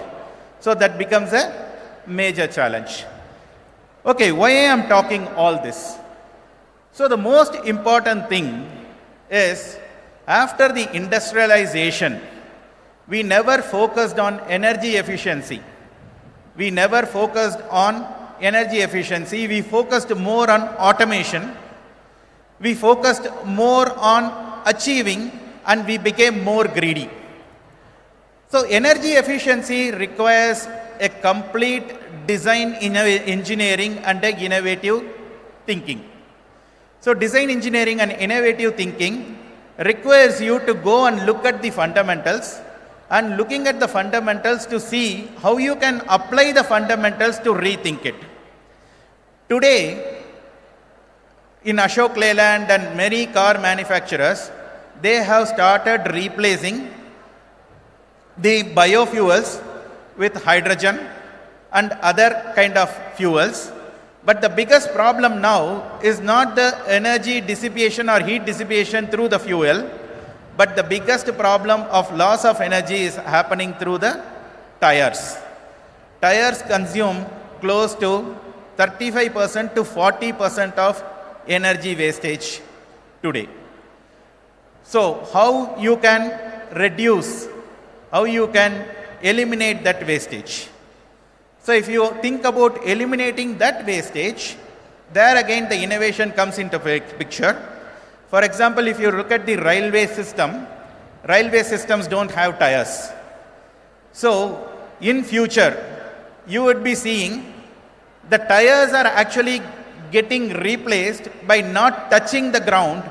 Maybe they will be floating half to 1 inch above the ground. So when you have the tires float half to 1 inch above the ground, you are not going to have friction and you are not going to have any kind of an erosion, and thereby you will be improving the energy and you can use less energy to move the same distance compared to the energy that is currently going to be used today. So fundamentally, if you want to be innovative, you have to be strong on your fundamentals. You have to be strong on your designs. And you need to have a compelling reason saying that, okay, what is the current system and what is the new system and how my new system is going to save energy and also how it is going to give the same level of performance and value what I used to have with the existing system. And to answers to all these questions is not in programming or not in development, is understanding the basic principles of science and the laws of nature. I come from an industry of information technology.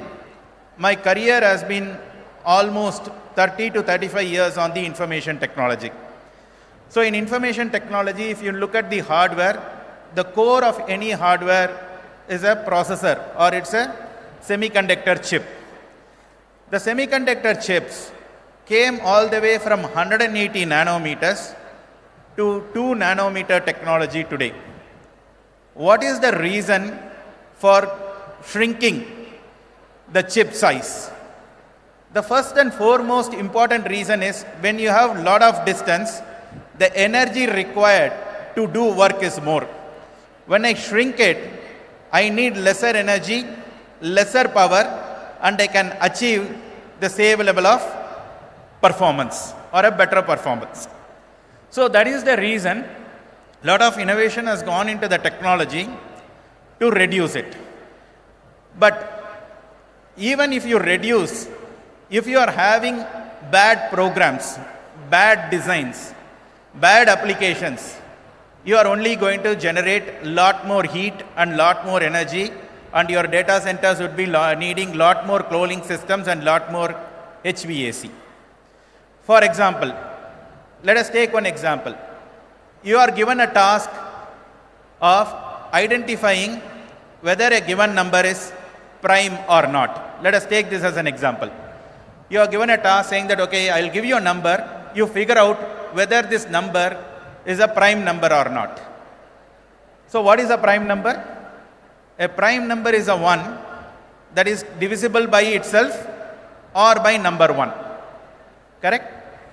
So if you were to write an algorithm for it, what will be the best way to write an algorithm? The first possible algorithm is, okay, let us say the number is 32. I want to check whether it is a prime or not. So what I would do, I will write a for loop where I will say for I is equal to 1, I less than 33, I plus plus, and I will say I modulo, right? Okay, 32 modulo I, if it is equal 0, then I say, okay, this is not a prime number. So if you look at this program, you are running the for loop for almost 32 times.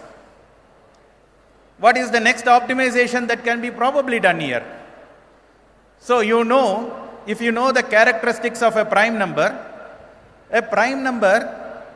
is almost going to be an odd number except for number 2. Correct? Only prime that is an even prime is number 2. Rest of it, every other prime is an odd prime. So then what I can probably do? I will change the algorithm little bit to say for I is equal to 3, I less than the number divided by I equal 0, then it is not a prime, or I is equal to I plus 2, or I will divide the number by 2 and say if the number divisible by 2 equal to 0, then it is not a prime. Because all the even numbers are not a prime, I can have a simple if statement saying that if the number is divisible by 2, it is not a prime.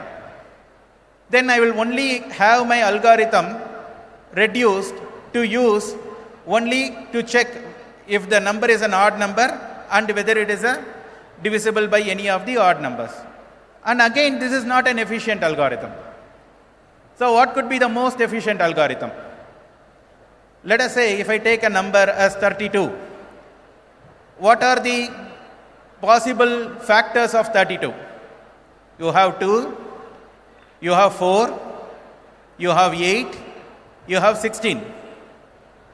Right? 2 into 16 is 32, 4 into 8 is 32. So if I have already tried till 4, I don't need to try for 8 or I don't need to try for 16, because if I have divided by 32 by 2, if I have divided 32 by 4, I don't need to try for, so let us say 33, I don't need to try for 16 or 8. So again, you can have your algorithm modified to say, use the find till the square root of the number. Again, this is a bad design, because square root is more computer intensive and more complicated. Instead of that, you will rearrange your algorithm to say if the I into I is greater than number, exit the loop. Okay? So now what I am saying here is writing a program or writing a way to find the solution, there are n number of ways of doing it.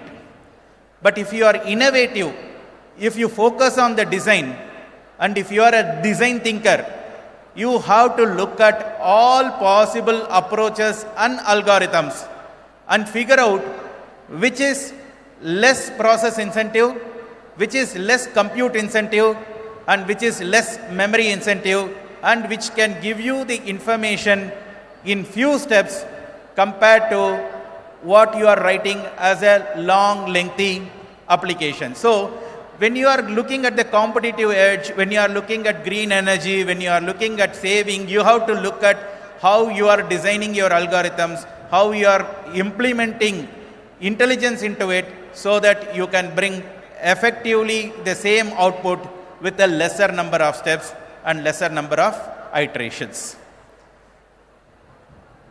And another thing, okay, people focus more on programming languages, like, okay, I am learning C, I am learning C++, I am learning Java, I am learning HTML, I am learning CSS, I am learning this, that, and this. I would say, like, okay, don't focus on learning programming languages. It's of no use. Because when I started my career as a COBOL programmer. Then I went to work on ISM databases. I worked on DBase, Foxpro, Foxbase, Clipper, C, C++, Java, VC++, Visual Basic, Fortran, Pascal, and today, of course, Elasticsearch. You have like almost all new technologies. So programming language is more like a communication. Like, okay, the most important thing is the thought.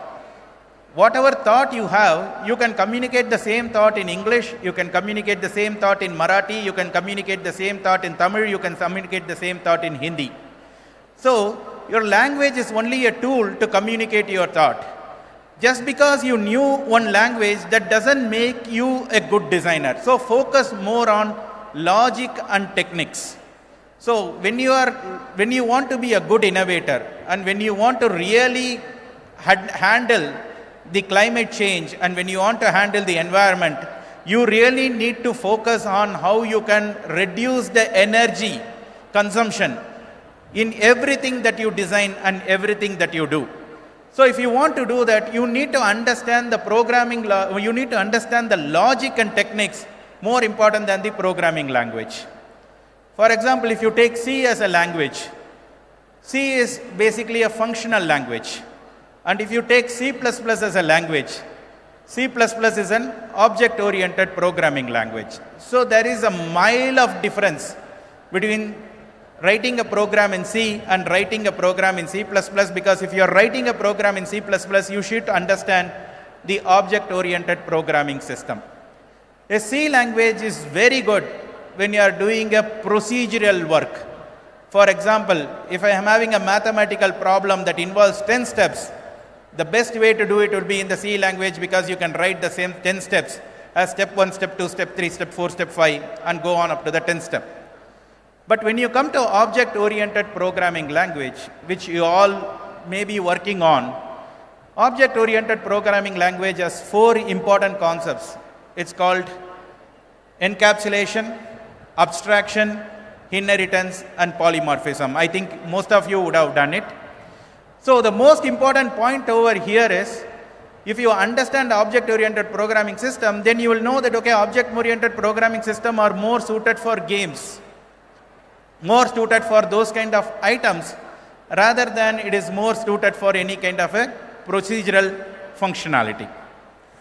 So my point and my take on this would be is, you should focus more on the design, you should focus more on the design optimization, you should focus more on the algorithms, and if you have anywhere data structures and algorithms, I would spend a lot of time learning and understanding it, and your mind should automatically apply and work on which algorithm will be best suited for solving a business case problem, and you should implement that kind of an algorithm for handling that kind of a business case problem. Okay, sustainability can be achieved only by us making sure we are not wasting the energy, by us consuming the energy for what is required for, and we need to make sure that, okay, regenerative energy is possible. In one of the colleges in Chennai, what I have noticed is a girl, she basically made a cycle. In that cycle, she removed the brakes. Instead of brakes, she put a coil. So what happens, whenever she was slowing down and whenever she wanted to apply the brake, the coil will wind. So what happens, whatever energy that is applied for braking, the coil will wind and then it will slow the vehicle, because when the coil winds, there is a tightness that comes into the wheel, and the wheel will become slower. The movement will become slower. And what happens when she removed the brake, right? The coil will unwind, the energy, whatever is stored as a mechanical energy, is restored back, and the vehicle will start moving instantaneously without you applying more energy in order for the vehicle to move. So this regenerative energy, storing the energy and not wasting the energy and reusing the energy is very, very important concept. And that is becoming more and more of the norm today. So most important thing is, when you are being innovative, when you are looking at the fundamentals, you have to see how you can use the energy to the minimum, number one. And number two, how you can not waste the energy. Is there a way you can bundle up the energy, save the energy, and reuse the energy, so that you don't need to reapply the energy again? So it is like, okay, channeling the energy back into the system so that you are not wasting the energy that is getting created. So I would like to call for some actions here with the student community here. One important thing is like, okay, you know greenhouse gases like carbon dioxide, nitrous oxide, methane, and many of these are greenhouse gases. And there is a synergy that God has created. The synergy that God has created is like, okay, animal kingdom and plant kingdom, they exchange a lot. So we exhale carbon dioxide, and plant kingdom uses the carbon dioxide to prepare the food. So in the name of industrialization, we have basically deforested. We have done a lot of deforestation. So one important thing I would recommend is, as student community, you need to take up a challenge of planting more trees. You have to increase the forest level. You need to increase the green level in the country and across the world, because that will really help to bring a reduction in the climate change. The second important thing, I was coming in the morning with Aman and Sujay from airport all the way to MIT. On the highway, wherever you have seen the plants have been planted and everything, you see everywhere plastic is thrown and spitting has happened. As a student community, I think you all should take a moment to make sure this kind of atrocities are not done in your own city, so that you save the environment. By saving the environment, you are really helping the community and you are helping the planet to stay healthy for the future generations to come. Do a lot more walking, cycling, so that will help in terms of reducing the dependency on the carbon-based fuels. And then make sure that, okay, if you are traveling, you do carpooling and other things that will also help with climate change, that will also help to save the energy. Thank you everyone for the opportunity. Look forward to interacting with you in the future. Thank you. Thank you, sir. I'm sure that has left everyone here feeling inspired and motivated.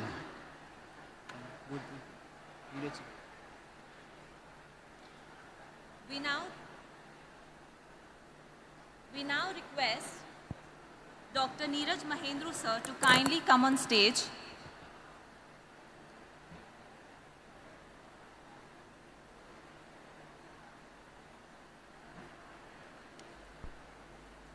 Can we please have a round of applause for Dr. Neeraj Mahendru sir, Dean of School of Health Science and Technology.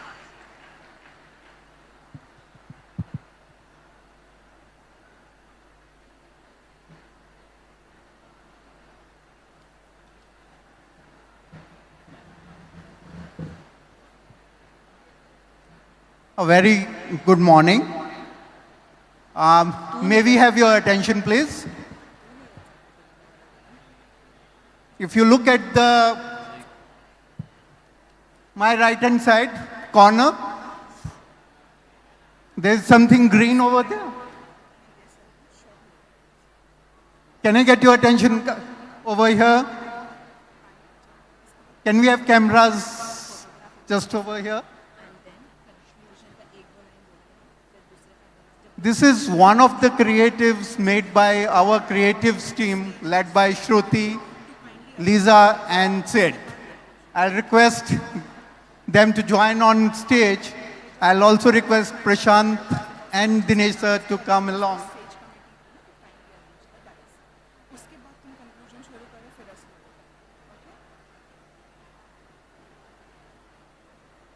And I'll request the guests to come forward, please.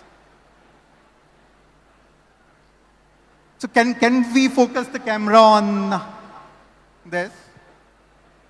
Thank you, ma'am. It was very...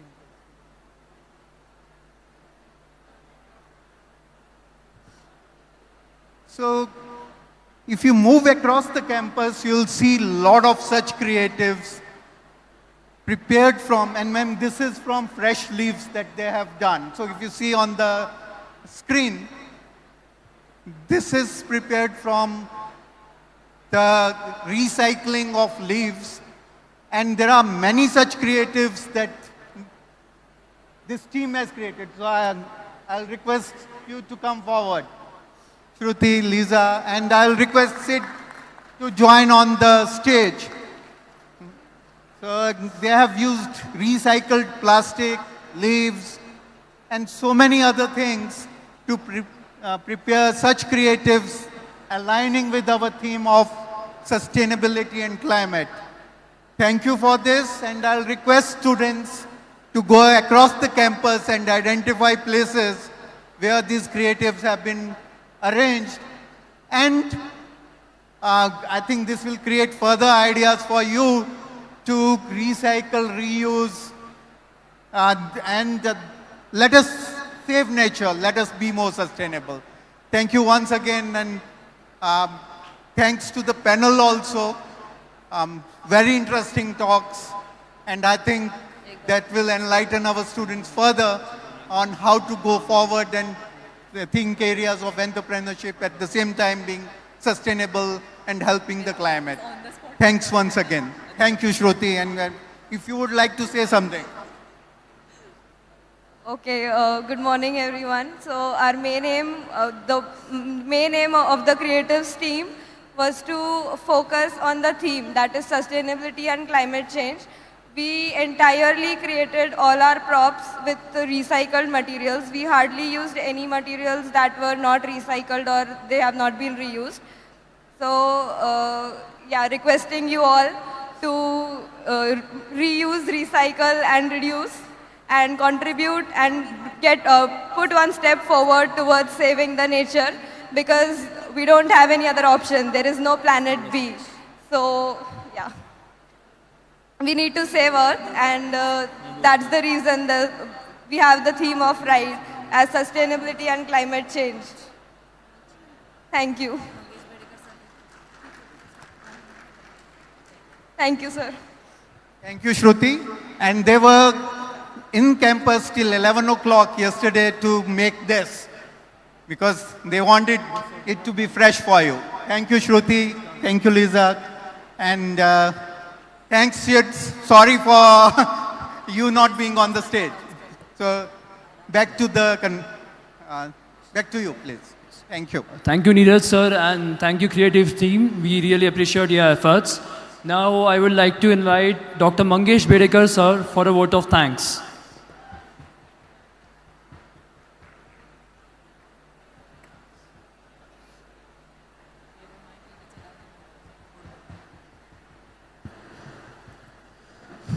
Thank you. So I sincerely thank all the three speakers. Karve madam for guiding us to understand how your thought processes, particularly with the clean initiative, have taken a big leap and is making waves. Thank you, Shashank Verma sir, for your breakthrough technologies and your ideas of biofuels and what more can be done. And Mani sir again for a masterclass on physics, programming and how better can it be done. So just thinking about programming, very rightly said by him, the logic has to be smart enough so that you consume minimum energy and keep it sustainable. So nice of you, sir. So we'll take a small detour now. After the keynote speaks are over, I'll hand it over back to the stage masters and we'll get back to a panel discussion here where you will have some action points, especially for the youth population. What is it that they can actually do? So action points are required. Can sustainability be a career? And as per the three speakers, the answer is yes. Can innovation be applied to sustainability? Can it lead to climate change? Again, the answer is yes. We have an eminent panelist sitting here.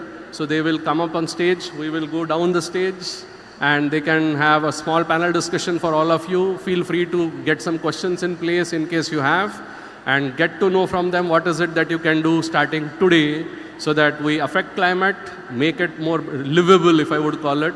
See that we have a sustainable future, and how can you still make money out of this. Thank you, and I'll hand it over back to the compeers, please. Thank you, sir, for your remarkable words. I request all the dignitaries to kindly proceed. As we move on to our next session, that is the panel discussion, I request the stage committee to kindly set up the dais. Ladies and gentlemen, as we come to the end of this session, let's carry the spirit of innovation and collaboration forward. Together, we'll continue to light up the path of progress.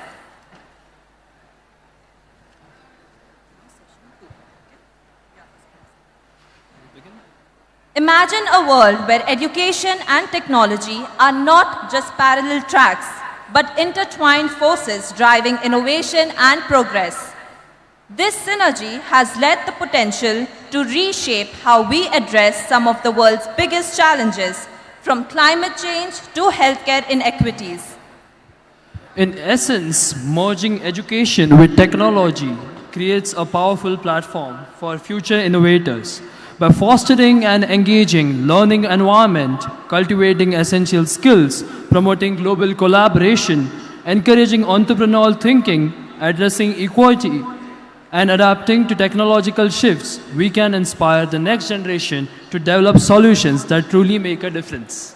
With this thought, we introduce you to the theme for today's session, empowering future innovators, bridging education and technology for impactful solutions. The intersection of education and technology holds immense potential for driving innovation and solving complex global challenges. By effectively bridging these two domains, we can empower future innovators to develop impactful solutions that address pressing issues such as climate change, healthcare, and inequality. Integrative learning approaches. Education systems are increasingly integrating technology into the learning process, moving beyond traditional methods to embrace digital tools and interactive platforms. This shift not only enhances accessibility to knowledge, but also fosters critical thinking and problem-solving skills. Virtual labs, online simulations, and coding platforms provide hands-on experience that can inspire, prepare students for real-world challenges. Ladies and gentlemen, we gather here for a momentous occasion, one that is filled with pride and admiration, as we come together to felicitate the remarkable individuals sitting amongst us.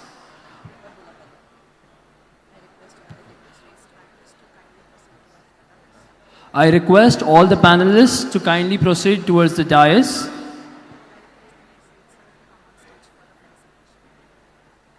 I request Seth sir to kindly proceed for the felicitation.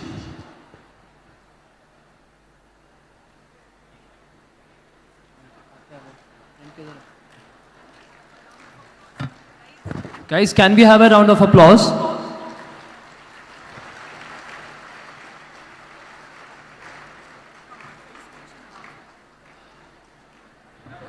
We have here Mr. Charan Lakkaraju sir. As we welcome Mr. Charan Lakkaraju sir to the stage,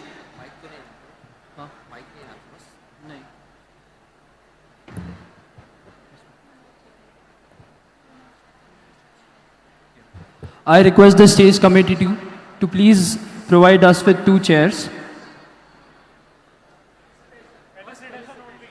Okay. I request Dinesh sir and Mangesh sir to kindly facilitate today's guest.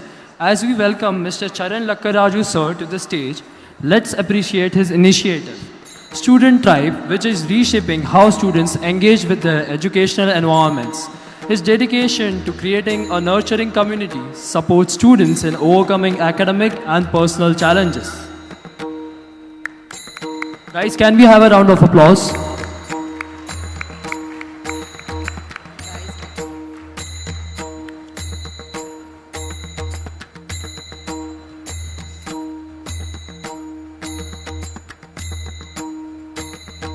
Next we have Mr. Shivam Singh sir. Please join me in applauding Mr. Shivam Singh sir, a pioneer in sustainability and the founder of Explore R.I.D.E. His work not only aligns corporates with their ESG and CSR objectives, but also energizes youth across India to take significant climate action. Can I have a round of applause? Please keep it going.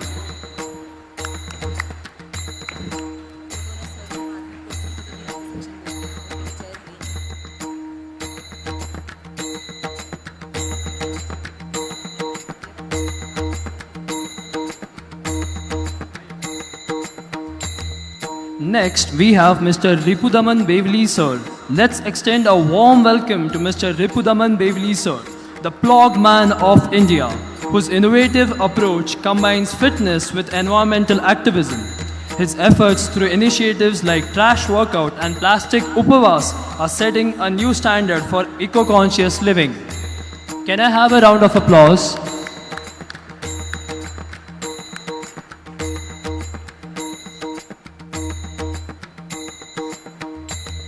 Now we finally have Mr. Vimal Panjwani sir.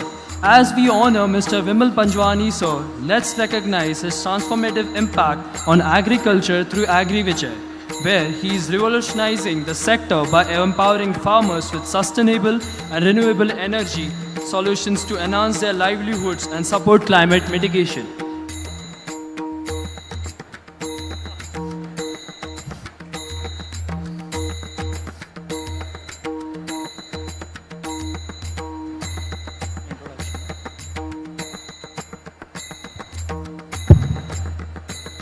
Thank you, sir. I request Dinesh sir and Mangesh sir to kindly proceed to the VIP section.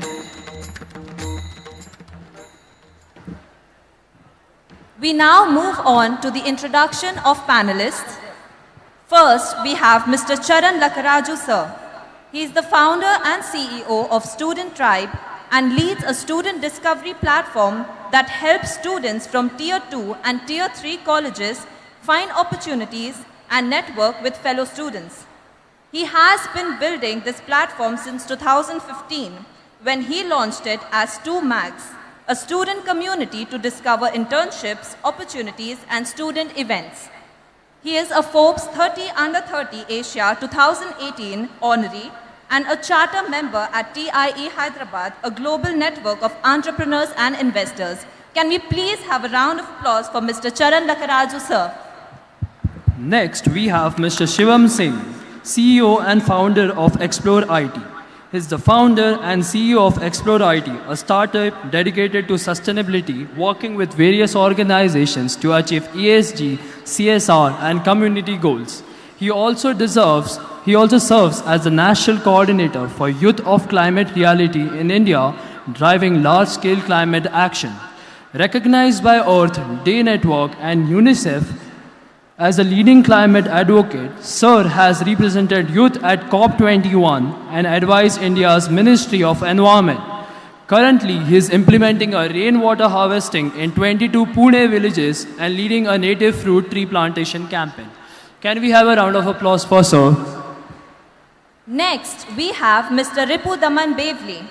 Ripu Daman Bevli, sir, also known as the Plog Man of India, is an ex-techie turned socialpreneur, marathoner, and environmentalist. He is credited with starting India's first eco-fitness movement in 2016, combining Fit India with Swachh Bharat. For that, he was officially appointed as the Plogging Ambassador of India with the Government of India.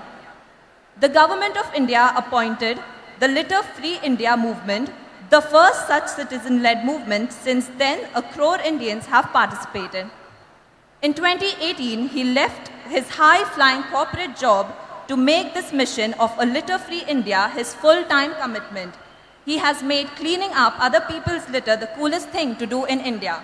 Can we have a round of applause for Mr. Ripu Daman Bevli, sir? And finally, we have Mr. Vimal Panjwani, sir, founder and CEO of AgriVijay. Vimal Panjwani, sir, is the founder and CEO of AgriVijay, an innovative startup focused on empowering farmers through renewable energy solutions. With a background in agribusiness and a passion for rural development, Vimal, sir, is dedicated to making farming more sustainable and profitable. AgriVijay's mission is to provide farmers with renewable energy technologies, helping them become energy independent, boost their income, and support climate change mitigation. Can I have a round of applause for Sir? We now move on to today's panel discussion. Once again, dear audience, we are thrilled to have you here with us as we dive into a topic of great significance and relevance. Today, we are joined by a distinguished panel of experts who bring a wealth of knowledge and diverse perspectives, each with their unique insights and experiences. Let us now begin with the panel discussion moderated by Dr. Monica Apte ma'am. Okay. Thank you very much, students. Okay. Namaste and very good morning to all who are sitting in this Sabha Mandap. The climate outside is sunny and it's not raining now. For a change, God is kind to us. I extend my heartiest greeting to all the present here on day 2, R.I.D.E 2024. Innovation is a means, new or to change, made to an existing product, idea, or field.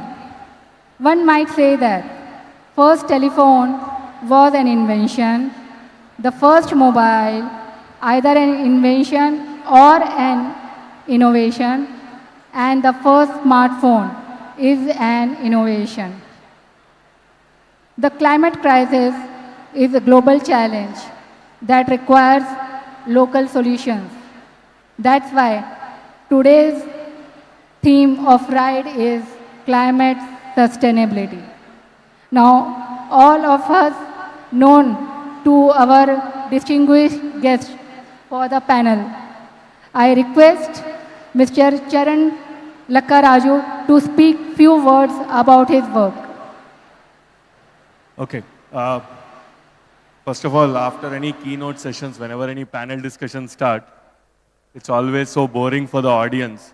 And when you're talking on a larger stage like this.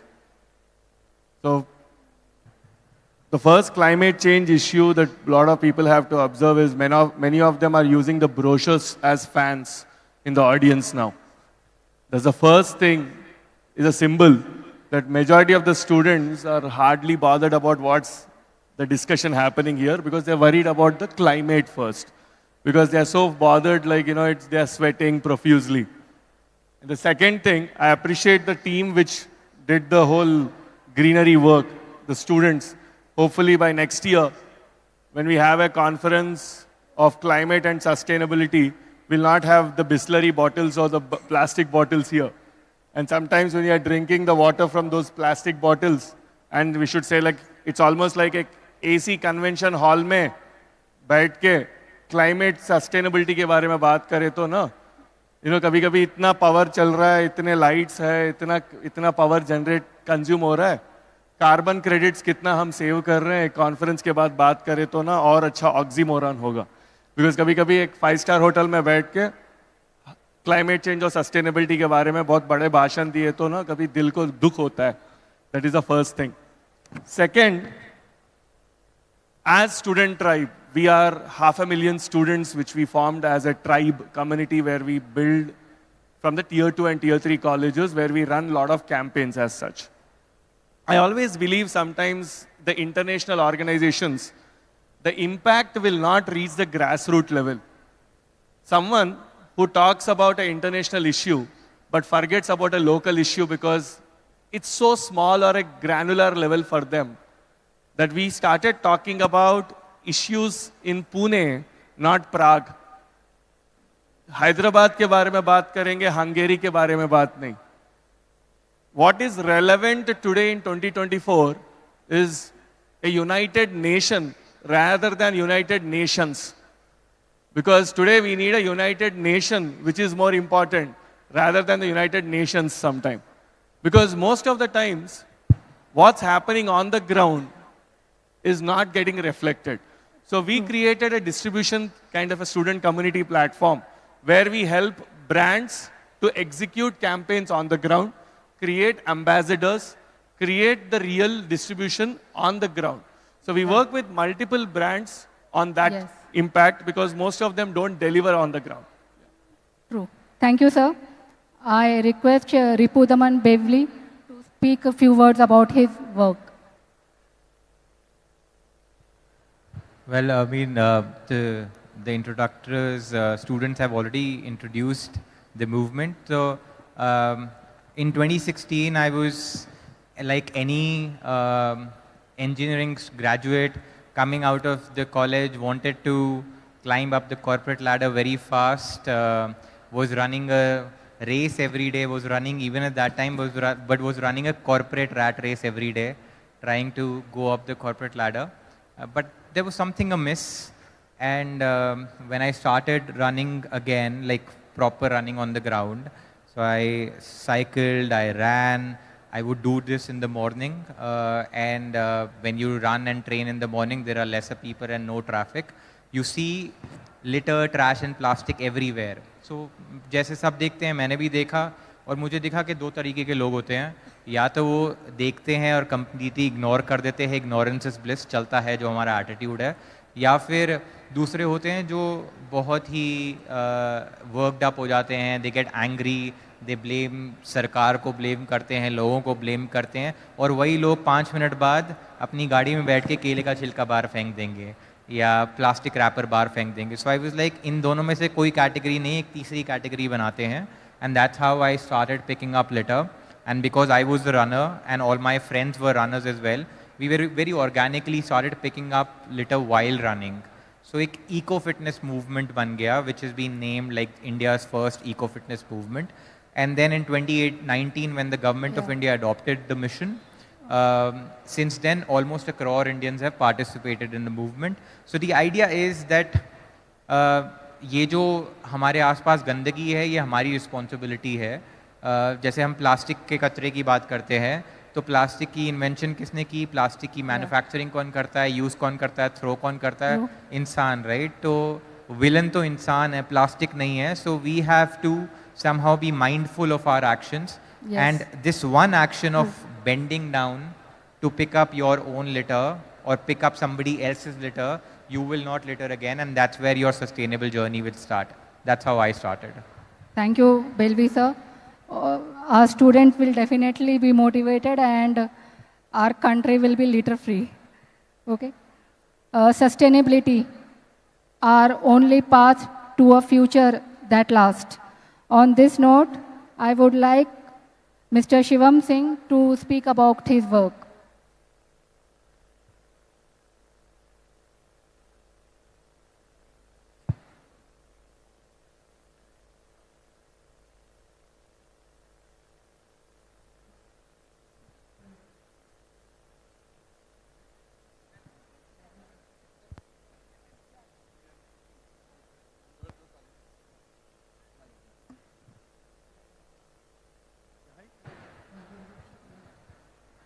Dear all, I am requesting to all deans to talk to you. There is going to be exam, and if you are not watching what is been spoken by them, then you are going to lose 1 year.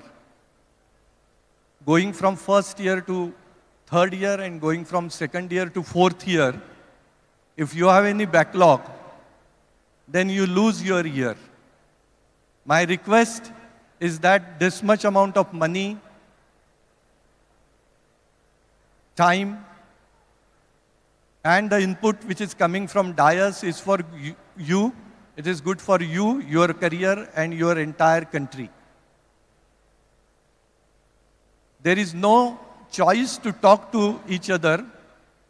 Otherwise, we will declare all of you fail and you will lose your 1 year. And this has no backlog exam. And once you lose 1 year, it's for the lifetime.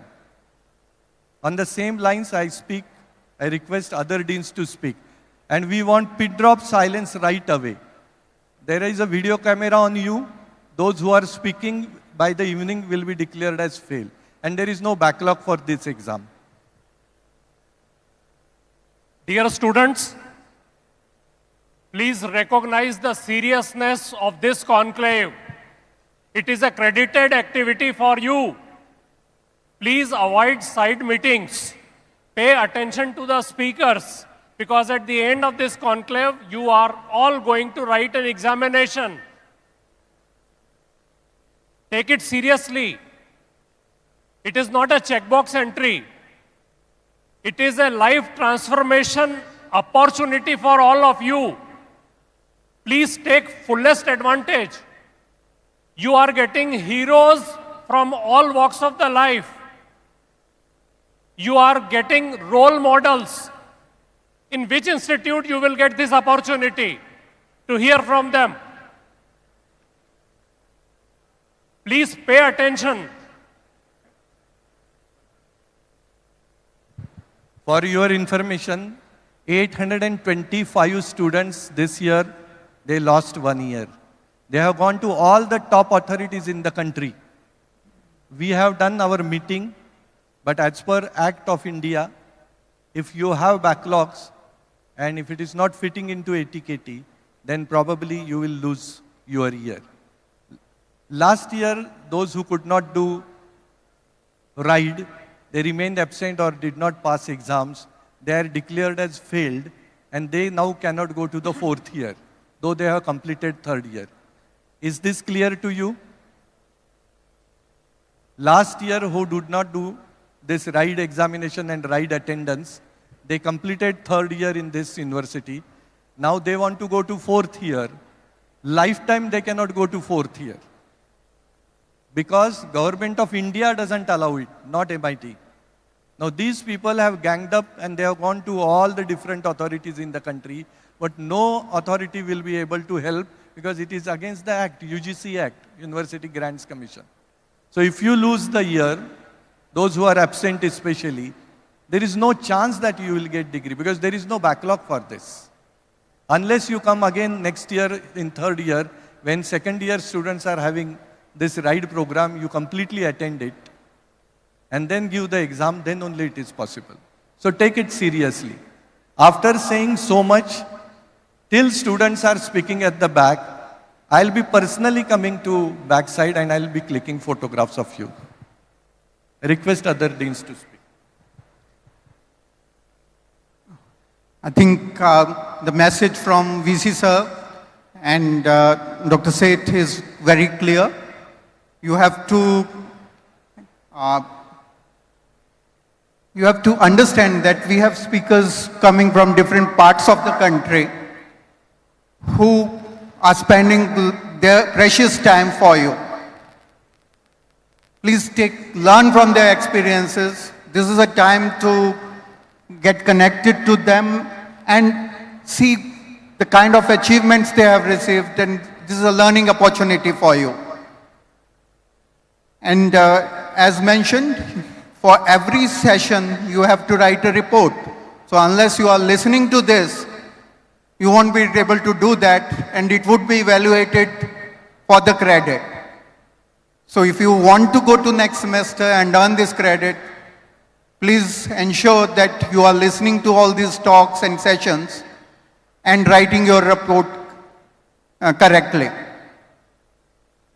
I'll request Medika sir to add a few words. Thank you. As VC sir has mentioned, and even the two conveners have mentioned, please understand this is a classroom. This is a credited activity. I hope you have seen that in your syllabus also. So just as we maintain discipline in a classroom, well, the size is big, the speakers are here, you are here to listen to them. Please follow decorum, please follow discipline, listen to them, this is for you. If that helps, that would be great. These are opportunities that the university has provided. Please take it open-handedly. And in case you don't land up getting clearance grades, this can affect your performances ahead. I hope this is known to all of you. We have already mentioned this in the orientation programs. So please maintain decorum and please maintain sincerity that you are here in a classroom. Thank you.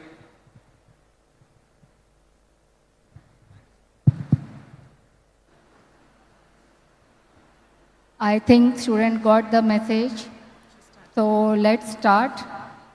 Now I would like to ask Shivam Singh sir that since he have been into sustainability, so how our students can generate the income by innovation and sustainability. Now these are all UGs and PG students. So as a career, how they can do? Okay, thanks for the question. And the basic thing, I mean, while we were waiting in the room before coming here, there was a student who came and asked that, what's the career opportunity? Why do you think it's a not so aspiring field for others? So there is one answer to that, and that is, I think, practical. Is that people are not able to find an in-sync between their career aspirations and sustainability at times. What they need to understand is sustainability is the future. You talk about any field, I mean, something which we have to create the social capital. That is something which is the key for you to generate income. I mean, again, every field you can generate income. Again, for your survival, you need it. But at the end of the day, our parents, are they ready to allow us to go in the sector? That is the first question, which is a pre-question to this question. So we have to work mostly on creating a social capital. After that, whenever you see, I mean, there is a problem out there, the moment you create a business cycle around it, which solves the problem and also fulfills your expectation in terms of your income and livelihood, Yeah. I think it's solved. I mean, it's not a rocket science for you to, I mean, we are in midst of people who have created such a great innovation. True. So I think it's a very simple thing, but Yeah. you need a social capital before you talk about the income. Okay. Thank you, sir. I would ask Vimal Panjwani, sir, that sir told that there is an obligation from parent side to be into sustainability. So how to overcome it as you have changed your passion into a career in the field of sustainability? So first of all, I want to thank MIT and WPU building a sustainability and climate conclave, because very few places you talk about climate change. So thanks to that. Just a little bit what we do at AgriVijay. So India is a land which is agrarian economy. We have 60% population still residing in rural areas, directly or indirectly dependent on agriculture. And the 18% contribution to greenhouse gas emission coming from agriculture. So what we do is, we are helping farmers to become energy financially independent with solar, biogas, green energy technologies. So not only they will increase their savings and income, but also contribute to the global climate action movement by mitigating the GHG CO2 emission. So now coming to the students, how they can, contribute to the global climate action movement. So see, the journey starts from, individual or one unit. So even if one student can think of using a solar product at their homes or building a solar solution for the society, it can be a small, solution. It can be a solar torch, it can be a solar off-grid inverter, anything. Because see, they have skill set, they have knowledge, they have abilities to solve the bigger problems in society. So even if they solve one problem in their home itself, so if you are having increased electricity bill, or even if you are seeing garbage and waste at your home, if you bring a green compost creator product at your home, if you install a solar inverter at your home or a solar torch at your home, I think you have contributed little bit to the global climate action movement. Yeah. So with small steps, I believe you can do wonders. And with the current ecosystem which Government of India has created in terms of the startup, you can become entrepreneurs even after your graduation or post-graduation. The time which we never had the opportunity, you guys have the time. So rather than searching jobs, you can create jobs for others, build a company, solve a bigger problem in society. That's the way forward. Yeah, thank you, sir. Mr. Charan Lakaraju, you started that we will replace the Bisleri bottles next time. I just want to know that how much market is there in case of innovation and sustainability in India for freshers? I'll give a very small example. We had a small interruption. Sometimes we need a motivation for people to listen to these conferences. Let's say now there is almost like I see thousands of students who are sitting here. First, if I say each student for that brochure or the plastic cover or a bottle, whatever they find, if they come and deposit, they will get 1 rupee or 5 rupees or something like that. If I just say wherever you find a bottle in the campus, if you deposit that, you will get 5 credits or 2 credits, and that credits will be used in your canteen, in your own campus. If you find litter, wherever it is, you'll just, if you have to deposit to a litter counter, they will give you some coupons, and those coupons can be exchanged in canteen. If you just announce certain thing like this, the 1,000 people or more than 1,000 people will feel motivated to do something. Yeah, the first thing in sustainability market, there is market for it. Otherwise, conferences at global level don't happen.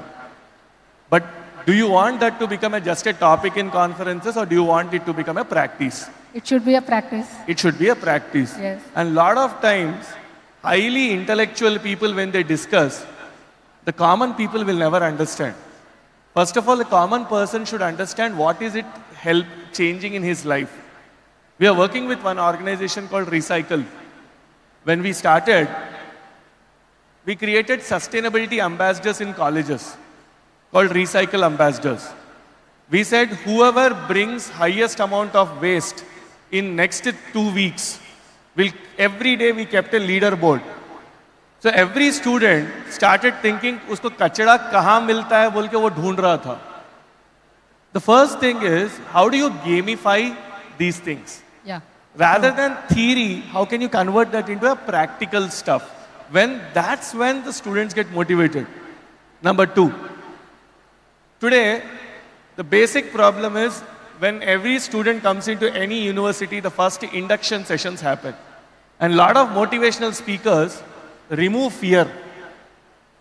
Fear removal sessions. आजकल डर ही नहीं है. अब किसी चीज का डर, पहले डराना है. डरना अच्छा है, डरना मना नहीं है. सस्टेनेबिलिटी के बारे में भी आजकल डर नहीं है. If I show a video of Antarctica melting, it will never affect me because this guy thinks I am in Pune. How come Antarctica melting is affecting me? Because his mind doesn't comprehend it. So where the change starts, the change always starts with a community. First. Yeah. You go to Indore, one of the cleanest cities in India. The reason why it became cleanest city is not because one person started or there was 2 conferences which happened on sustainability or anything. The unfortunate thing today is like CSR, ESG, all these are letters in English. The problem is that. The problem is actual reality when it goes down. How many people know the acronym of ESG? How many people know there's a Feynman technique who says that whenever you explain anything to anyone, explain as if the other person is a 5-year-old. Because if you're explaining, now if I engage with this conference rather than a panel, if I say there's a ramp here, you give me a mic, and I go there and I talk, 90% of this audience will be engaged with the conversation. If there is a ramp like this till the end, the last person is disconnected because he is not interested in the conversation. No, he is not engaged in the conversation. Same thing at a sustainability level also in the community. When someone is giving a lecture in a star hotel, how come someone in a slum will understand what he has to do? He will always throw litter. But when you create campaigns which gamify, things change. That's the first step. Second, how do we create an inclusive economy? We have to include people, not give preachy economy. If you say someone comes, there's a nice podium which is placed, I'll say everyone should create a sustainable MIT here. And I leave. And I take a bag of gifts and I'll go and you will say, sir, have lunch. We'll have lunch and tomorrow in paper in Pune, it will be like MIT has conducted a sustainability conference. All students will be smiling. I'll be smiling. And there is a picture. And day after tomorrow, everyone forgets. How do we include students? Yes, very true. How do you make it a habit? There's a book called Atomic. Students should be the part of the small campaign. things. I'm talking about the small things. Those small things play a very big role. Yeah, true. Ripudaman Belvi sir, you are the initiator for Litter-Free India.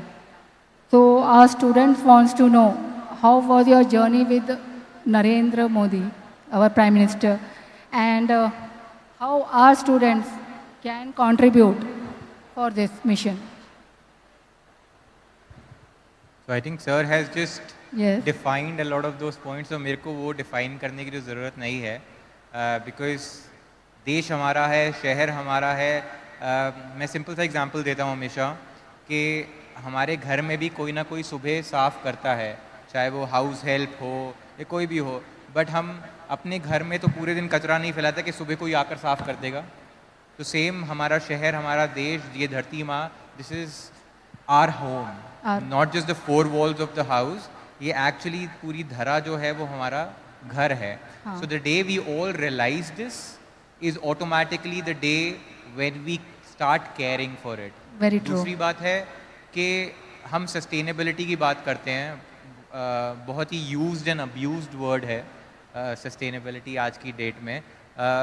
But we pollute just by our existence. हम humans जो हैं, हम तो जब breathing भी करते हैं तब भी कार्बन डाइऑक्साइड ही देते हैं ना 24 घंटे. So we are not like trees which give out oxygen during the day, right? So we will never be sustainable. The only thing that we can do is be mindful of every action of ours. तो जो भी हम cut down कर सकते हैं वो करें. And like he was suggesting कि हम एंटार्क्टिका की बात करेंगे या आर्कटिक सर्कल की बात करेंगे, यहाँ पे बैठ के पुणे में किसी को कोई उससे इम्पैक्ट नहीं होने वाला। बट जब हर साल हम देख रहे हैं कि पुणे की बारिश से जो फ्लडिंग होती है, जो हमारा इंफ्रास्ट्रक्चर कोलैप्स होता है, लोग अनफॉर्चुनेटली मरते हैं, राइट, जो इंफ्रास्ट्रक्चर डैमेज हो रहा है हमारे आसपास, जो क्लाइमेट एंग्जाइटी हो रही है हमें, that should drive our actions, right. जैसे हम यहाँ बैठ के, I don't see ACs here, मेरे को एयर कंडीशनिंग तो बहुत अच्छी बात है, मे बी नेक्स्ट ईयर आप इसको बिल्कुल ओपन कर देंगे और ये लाइट्स की भी ज़रूरत नहीं पड़ेगी, और जितना ये कार्बन न्यूट्रल इवेंट हो सकता है उतना, so we have to always lead by actions. जैसे सर आए, उन्होंने बताया कि आपको ये सुनना है, ये एग्ज़ाम में carrot and stick works, but अगर कैरेट और सेल्फ मोटिवेशन से अगर काम चलता है तो स्टिक की ज़रूरत नहीं पड़ेगी ना। Very true, yes. तो ये बस छोटी छोटी चीज़ें हैं जो हम फॉलो करना स्टार्ट कर दें।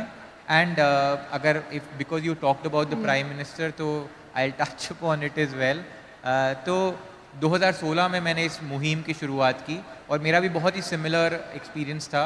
लाइक आई सेड कि मेरे को ये नहीं देखना था कि क्या हो रहा है दुनिया में, मुझे था कि मैं अपने आप से बदलाव स्टार्ट करूं। 2016 में मैंने इसकी शुरुआत की। 2019 में मैं इंडिया के 50 शहरों में जाकर सफाई कर रहा था। I cleaned up 1000 kilometres on foot, I ran and cleaned up 1000 kilometres. और उस time honourable prime minister called me up and he said कि government of India wants to be a part of your movement, and they adopted our mission, and once he gave a clarion call to the entire country, lakhs of people came along. So जहाँ पे 100 लोग आते थे मेरे campaigns में, वहाँ पे 1000 लाख लोग आने लगे, and automatically this movement has grown. But वो 2019 की बात है, उसके बाद कोरोना हो गया।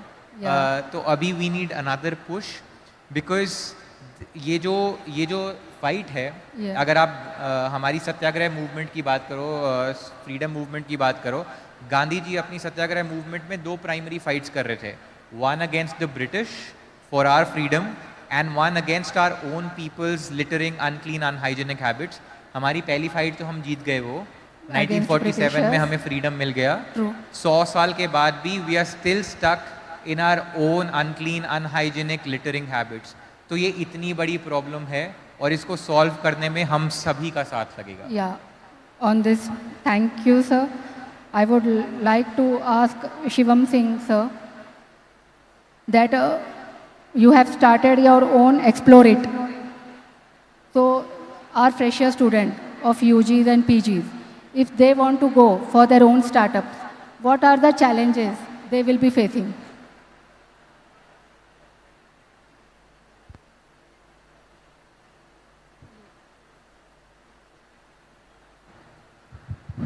Yeah, so for that it will depend upon their passion. Because most of the people, especially nothing against 9-to-5 job, but people are doing work for their sustenance and livelihood, but they don't find passion into it. That's why they get exhausted. I mean, that is at least coming from an HR background, I can tell you that. The moment you will enjoy your work, even liking the idea that you're working in itself is a blessing, which people miss these days. So I'll say first, find your passion. Once you identify it, making the entire loop. I mean, sir mentioned about circular economy. I mean, circularity was always there in our culture. What we have missed out is that we have lost the connect. I mean, tissue papers are here right now, but we used to carry our handkerchiefs. I mean, again, I come from North India. There we have the concept of gamcha, like the longer version of the handkerchief, and you keep it all over the country. Yes. Yes. And I mean, you never need. I mean, you could have saved almost 3 to 4 years ka tissue paper with just one gamcha with you. Yeah, and ladies used to carry handkerchief with them. Yeah. So means it can be washable and reusable.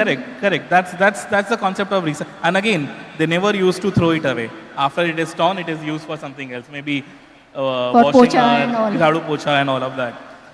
So that's it. But the thing is, as I mentioned, and Vimal sir was also mentioning about the government being so receptive to all these ideas these days. Because the thing is, I mean, for us, the problem is right there in front of us. I mean, all Maharashtrians are so proud of our forts, of our heritage beauty. But you go to Sinhagad Fort, you go to Lohagarh Fort, or any fort these days, they are filled with litter. Yeah. I mean, Everywhere. something beyond imagination. So the student wing that we run, and MIT WPU is also part of it, the climate troopers. So what we tell them that you go for trekking, while coming back, we'll give you the plug bags. You just take whatever you can. In one day, we cannot make a very large impact, but the moment someone looks at you, they see that you are picking up the litter, they should be motivated to not litter. And that is what is, purpose of doing these drives. And as I mentioned about creating the startups in the sustainability sector, government is receptive, there is a demand. All we need is to find out our passion, where does it lie, Yes. what are our restrictions, finding our niche, and then once it is done, I think the entire world is a laboratory for them. Experiment, experiment, experiment. And in fact, our name, Explore It, came from that concept itself, that you never know what will come on our way. We started at something else. Right now, we are fixated at something else. So, yeah, find out your passion, and there are things like the kainat aapko milane ki madad karegi, all of that. So, Yeah. everything is out there. True. Thank you, sir. Talking about the passion, Vimal Panjwani sir converted his passion into career. So, sir, I would like to know that how to stay motivated and focused on our mission for sustainability and entrepreneurship. So when I started my journey post my MBA, I started with Bisleri as an organization, and I worked with ICICI Bank in pharma finance. Then I worked with Sony Media Channel for the rural penetration. So I've been there for rural audience and worked with farmers and rural households. So I started developing interest in the rural and the farmer periphery. I realized, we are on a journey to find our own purpose. So every student, the journey is different. You should not be copying us or anybody else. You should find your own purpose and goal in life. If walking towards that purpose and goal, sustainability can be part of it. It's okay. Even if it's not, you can, contribute as an individual. So it's not necessary that you should start a company or jump into entrepreneurship because you want to solve a problem. If you see a problem, you have a solution, then only you should jump into entrepreneurship. So the motivation comes from within. If I want to become a national head or a regional head in 5 years, 10 years down the line, that is my individual goal. And you should pursue that. After pursuing maybe 5 years, 10 years down the line, you might witness a problem in a community and your heart or your soul will say that you want to solve that problem. Then you can jump into that entrepreneurship or become a founder. Because see, entrepreneurship is not easy. It's not for everyone. Let us understand that very practically. We are a 140 crore population country and we have only 1.5 lakh startups, which means only 1.5 lakhs founders. So, lot of scope for our students to become entrepreneurs. So, scope is there. But the only thing is you should be solving a bigger problem, because building a company is 10-15 years journey. It's not 1 year, 2 year, you cannot just quit in 3 years. Okay, it's not happening. You should have the gullibility to accept no's, rejections from investors. Even the, your faculty, your parents will say your idea is bad. They will not support you. But your own conscience should feel that yes, I can do it. Even if people are saying no, it's okay. I will solve that problem. So I think that is where the motivation will come to become an entrepreneur. Yeah, so students, we have lot of scope to be an entrepreneur because we are the population of 140 crores, in which we have only 1.5 lakhs entrepreneurs. So you all have big scope, and as said by Lakaraju sir, that since R.I.D.E is a credit course, and if you start with a little free campus, so you will be getting credit for it. So that also becomes one of the innovative means to make the country and the campus litter free or garbage free. So I would like to ask sir that now we have Bisleri bottles. So how it can be replaceable? Means now you can see on the table there are 200 ml bottles. So if I want to replace it, so how it can be done? No, it's not just about a bottle or anything, but Yeah, it's more any kind of plastic. from a larger level. Reuse. It's like it's these days what we did in our office. We just bought our branded bottles, where we said every employee gets a bottle on his desk. So they carry their own bottle. You know, bring your BYOB, bring your own bottle. So it's like small things change a lot. We said whoever has an EV bike, we said we will give you a loan, interest-free loan in our office. Now what happens is like when we say small initiatives where we encourage, it's a culture that goes back into their family. Because you cannot change everyone. But you have to just inspire some people to change. Like let's say we replaced everything with metal straws to everyone. When we gave an employee induction kit, we gave one metal straw to everyone, one tumbler to everyone. You know, when we do small things, those things become a culture. When we started giving gifting in Diwali or something, we started putting sustainable gifting.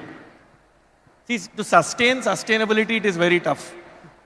Because sustaining is something where you have to do it repetitively. So how many of you here in the audience use electric bikes? Electric bikes or something in your families? 1, 2. There are people who are saying now they are lifting hands. Information dissemination. So the reason why I asked the question is, most of you are in your first year or second year here. If you want to plan your career in 28 or 29, 2024, 2028, the real business and environment is in the space of battery recycling. Mark my words, if someone cracks the code of batteries, the next biggest billionaire from India is a person who will work in the space of batteries. It's not just electric vehicles. The innovation is all about the battery which is used in the electric vehicle. And today, the real student is someone who thinks very crazily because he is not binded by rules. His ideas start coming because sometimes the foolish ideas will give you a new innovation. I invested in one startup in Jaipur. Couple of BIT students have started where they said swappable batteries, where the swapping centers are the local kirana shops. Where the kirana shop guy he charges those batteries.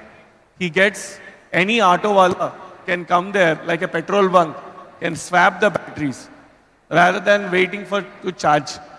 And the app gives you the nearest kirana shop where there are available batteries for his vehicle, for the auto rickshaw. So when a small innovation like this, and even the batteries, there's a huge demand. The global, lot of countries are looking towards India. So if you want to take up any innovation, it is in the area of batteries. And these batteries today, the chemicals which are used, will have more problem than the fossil fuels to the environment. Most of them are not realizing that problem today. Each vehicle, EV vehicle, will create more damage than the benefit that is giving today if the battery problem is not solved. So today's students here might think, what is the entrepreneurship career that I have? Okay, I am getting one credit. I am attending this conference. What will I understand? But take one point away from here, that if you start working in improving the efficiency of batteries, the next big billionaire is sitting in the audience. Maybe he'll come to R.I.D.E 28 or R.I.D.E 29 and talk about, I was sitting in 24 as a first year student and was thinking about batteries. And someone told on the stage that, okay, you can do something. The day when an MIT student comes back to the stage, the real benefit of R.I.D.E is served. When someone in the audience comes here, that it's just not that one credit I get. It is about the credit which I can give to R.I.D.E that I had something in my life. That is the day when R.I.D.E becomes more relevant in everyone's life here. Yeah. Yeah.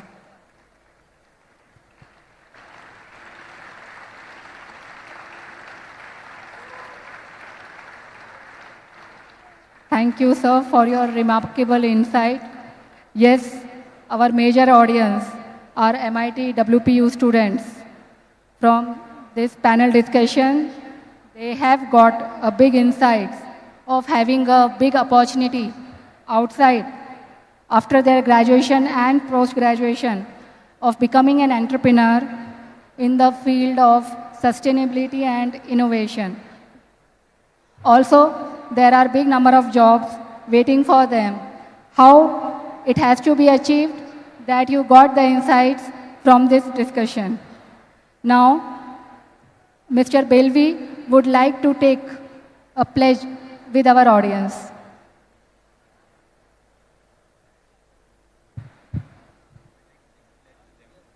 So, आपने चरण sir की तो बात सुन ली. I think he's given you a great suggestion.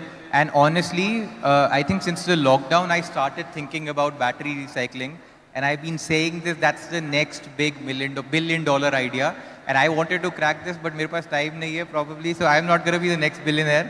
But I'm sure one of you could be. So ये तो हो गई long term, what you want to do in your career. I wanted to give you a small challenge since sirs also all had come.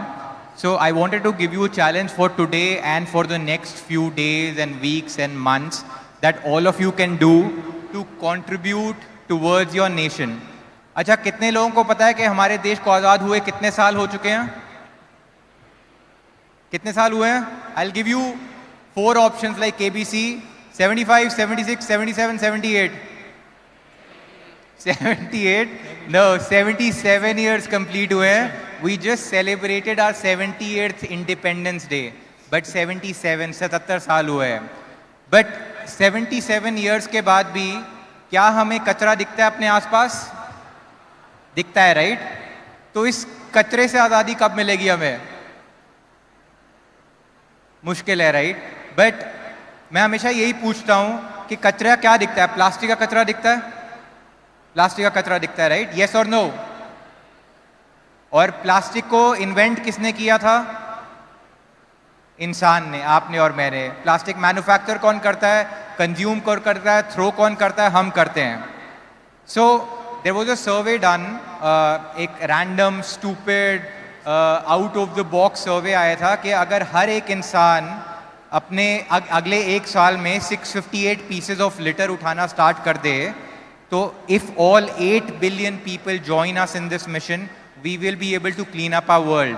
तो बहुत simple सा challenge है कि हर रोज अगर हम सब अपने आसपास अगर 2-3 पीसेज ऑफ लिटर उठाना स्टार्ट कर दें, तो we'll pick up in a year 730 plus pieces. That automatically contributes to a litter free world. So एक चैलेंज थ्रो करना चाहूँगा और एक प्लेज लूँगा.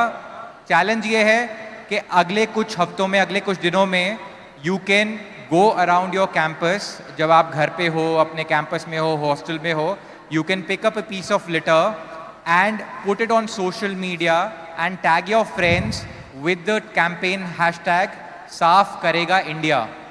Will you be able to do it? आप सब करोगे? और अगर क्योंकि I don't hear a yes or a no, can I ask everybody to stand up? We'll take a pledge. Can I ask everybody to stand up in your seats, like next to your seats?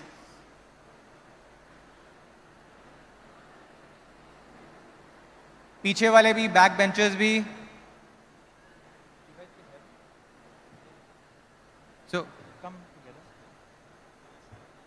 So pledge, शपथ कैसे लेते हैं हम? Right hand अपना या cross your heart. मैंने मराठी में prepare किया था, but given the audience I think we'll do this in Hindi. Hindi सबको आती है? Okay. And I want to, मतलब जब मैं बोलूं तो I can hear your voice as well. Let's do this for ourselves, for our country. Okay? मैं अपना नाम लूंगा, आप सब अपना नाम लेंगे. मैं रिपु दमन. मेरे को एक तो किसी की आवाज नहीं आ रही और किसी ने मेरा नाम तो नहीं लिया ना. अपने ले रहे हो प्लेज. सो मैं रिपु दमन ये शपथ लेता हूं कि अपना कचरा सिर्फ कूड़ेदान में डालूंगा. जहां भी जाऊंगा अपना झोला लेकर चलूंगा और पॉलिथीन बैग्स को ना कहूंगा. जहां भी जाऊंगा अपनी वाटर बॉटल लेकर चलूंगा और सिंगल यूज प्लास्टिक बॉटल्स को ना कहूंगा।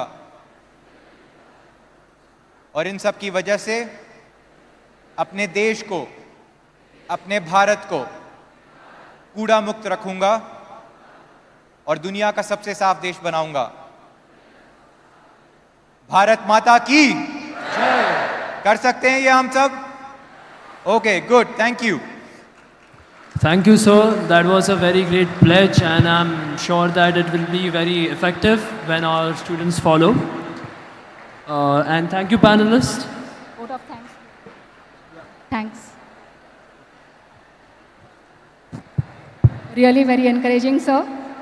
So I thank you all for participating in today's panel discussion on innovation and sustainability.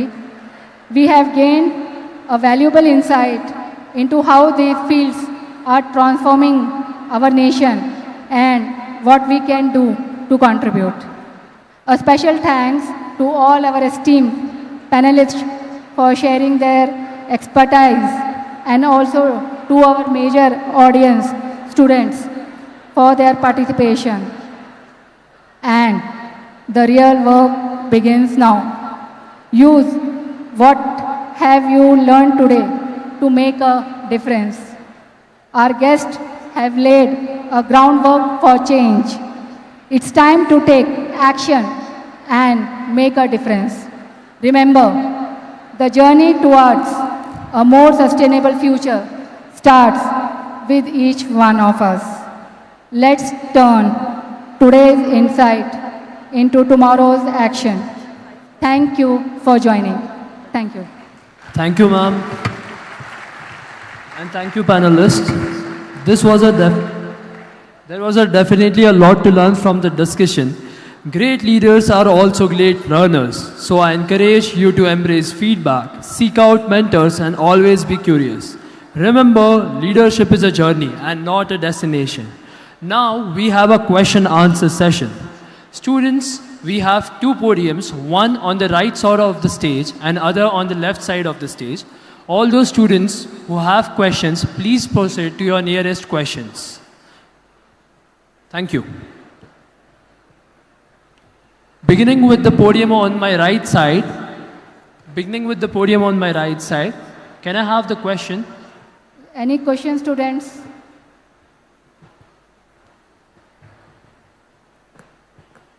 Technical team, I request you to turn on the mic on the podium.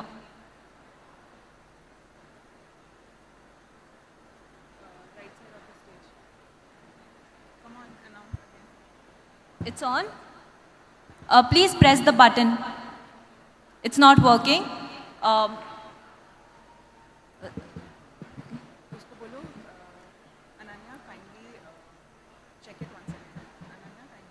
Can you please check once again? No? Technical team.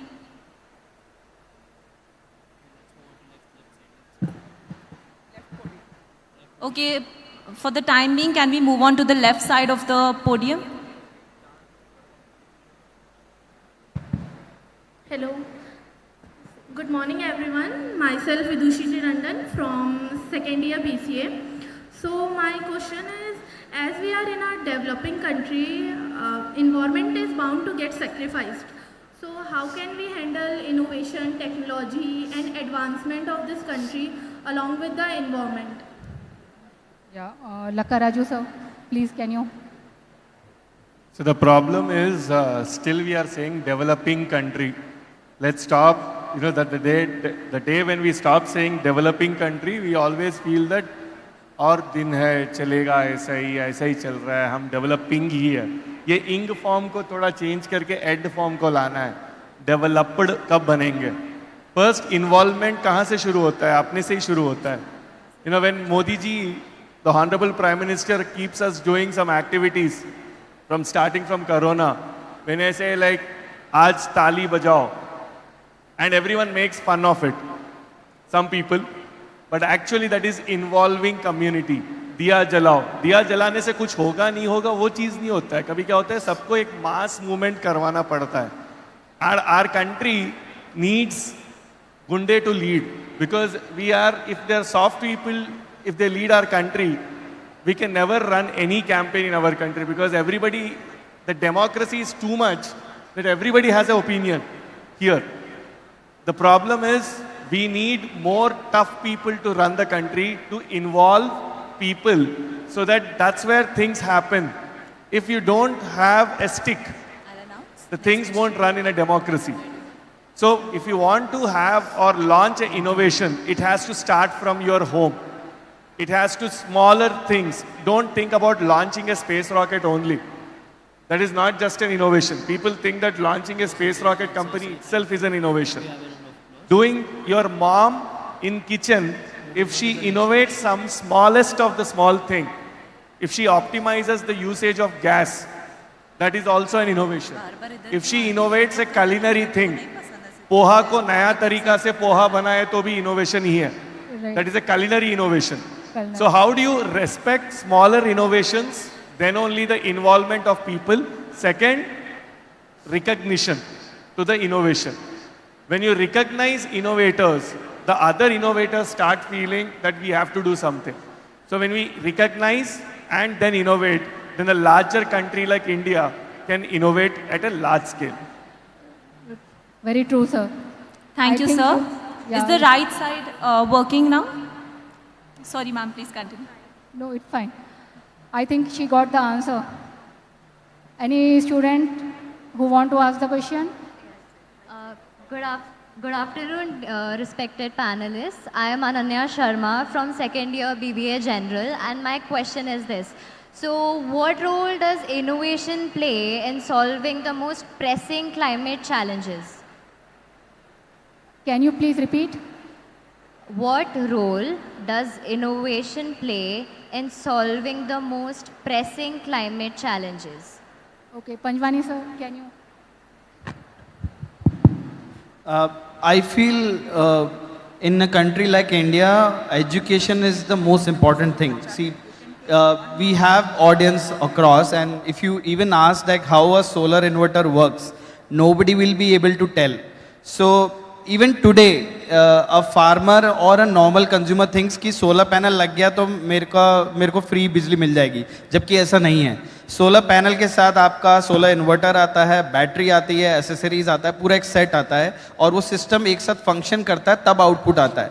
So education is very important because innovations हमारी country में बहुत हो रहे हैं. The innovations keep on happening. We have innovations like solar dryers, solar sprayers, जो कि गाँव तक पहुँचे नहीं हैं. इवन शहरों में भी लोगों को पता नहीं कि ये एग्जिस्ट करते हैं. So I think education is going to be very important because अगर एजुकेशन ही नहीं होगा कि कोई टेक्नोलॉजी एग्जिस्ट करती है, कोई टेक्नोलॉजी है जो हमारी प्रॉब्लम सॉल्व कर सकती है, you will not buy that product as a consumer. So I think education is going to happen more and more, and without education we will not be able to penetrate technologies, even green energy, biogas, or even solar technologies in the village or ever the urban periphery. I'll give you one small example. अभी honourable PM ने सूर्य निर्भर योजना चालू की है जिसमें 1 करोड़ घर में सोलर ऑफ ग्रिड या ऑन ग्रिड सोल्यूशन लगने हैं. हम में से कितने लोगों ने वो वेबसाइट खोल के हमारे खुद के घर पे उसको लगाने का सोचा है कि हमारा बिजली का कॉस्ट कम हो जाए और हम एनवायरनमेंट को कंट्रीब्यूट कम कर सके. So I think the journey will start from you. How many of people you go on a track, you buy torches, right? You normal torches buy करते हैं. क्या हमने solar torch buy किया है? क्या हमने solar power bank buy किया है? So I think education is going to play a larger role because even e-commerce platform like Amazon, they will not educate you. You have to get the education first that product exists, and then you will buy that product to contribute to the environment as well as yourself as a journey of a consumer. Yes, thank you, sir. Just to add to what Vimal said, there's always a misconception in students also and a lot of people. Educated means getting people with degree. Education and degree is different. Yeah, like literacy and education. Absolutely. You know, people are, in India, people think that someone is educated means they have a degree. No. Actually, a lot of rural innovators, without knowing that it is an innovation, they have innovated a lot. The problem is that we don't recognize them. And the second thing, people have to be awake, not awoke. A A lot of people are woke, not awake. They are opinionated. The reason, the real day we will start seeing some change is when you don't judge people by their degrees. Yeah, it's like that. अंधे को रास्ता दिखा सकते हैं, पर जो जागा हुआ है उसको कैसे रास्ता दिखाएंगे? It goes like this. There was one more thing that I wanted to add. कि innovation हम define कैसे करते हैं? क्या है innovation? सिर्फ technology है क्या innovation? Innovation actually जब हम आज की डेट में we are trying to go back to green revolution, green farming era, जहाँ पे हम वापस से organic farming ला रहे हैं, जो हमारी सदियों की विरासत है, right? जो हम हमेशा से करते हुए आते थे. Green revolution came because it was a need of the hour, but probably today it has done more damage than the good that our society needs. So innovation is कि हमारे आज के challenges जो हैं उनको हम कैसे solve करते हैं, चाहे going back to our age-old wisdom या through innovation of technology. That is where we also need to understand that it's not always technology that is innovation. Innovation is also going back to slow, mindful living for a better society, better world in the future. Thank you, sir. Next question. Thank you, sir. Thank you, ma'am. Your answers were very valuable to the students. I request the dignitaries from the VIP section to please come forward, and the guests on the dais to please come forward for a group photograph.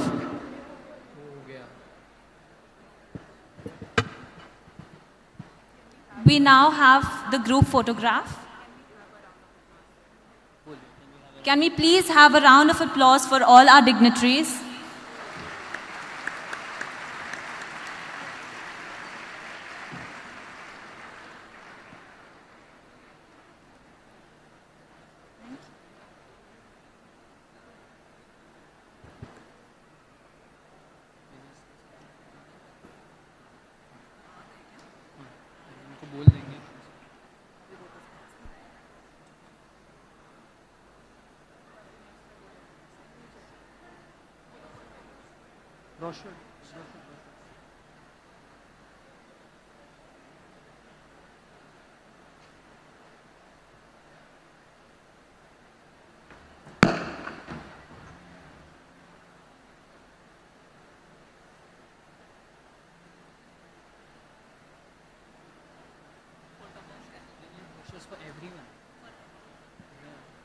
I now request Dr. Dinesh Seth sir to kindly deliver the vote of thanks.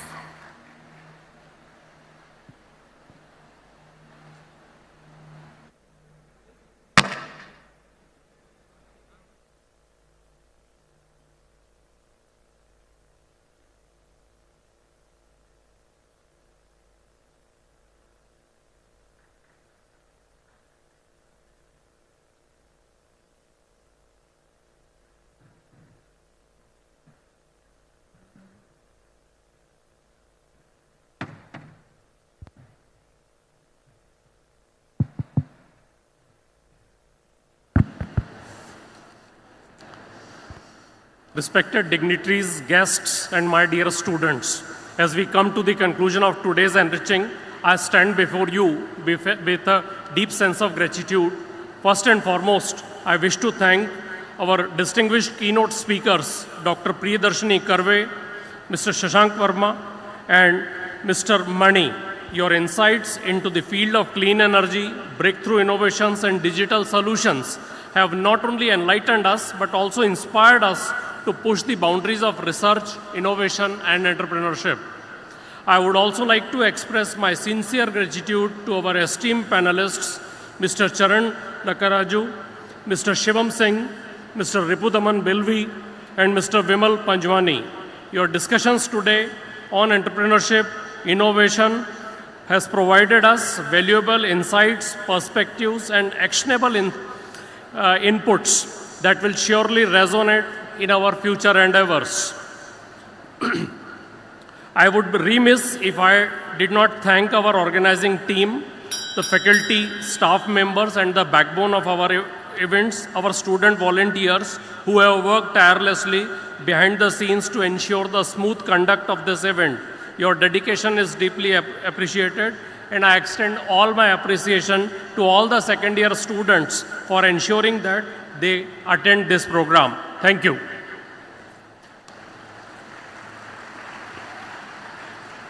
Thank you, sir. Thank you, sir. It's not on. Okay. Thank you, sir, for your words. I request everyone to kindly rise for the national anthem. And I request the technical team to please play the national anthem. Thank you.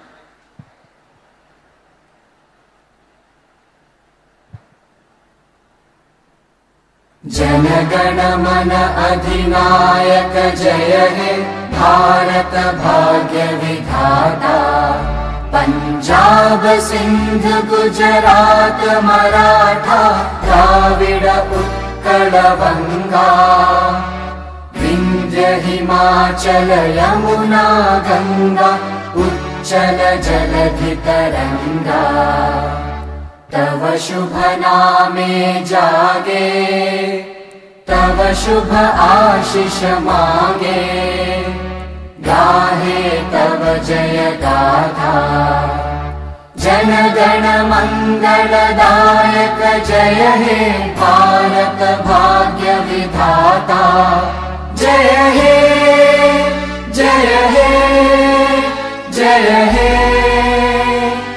जय जय जय जय हे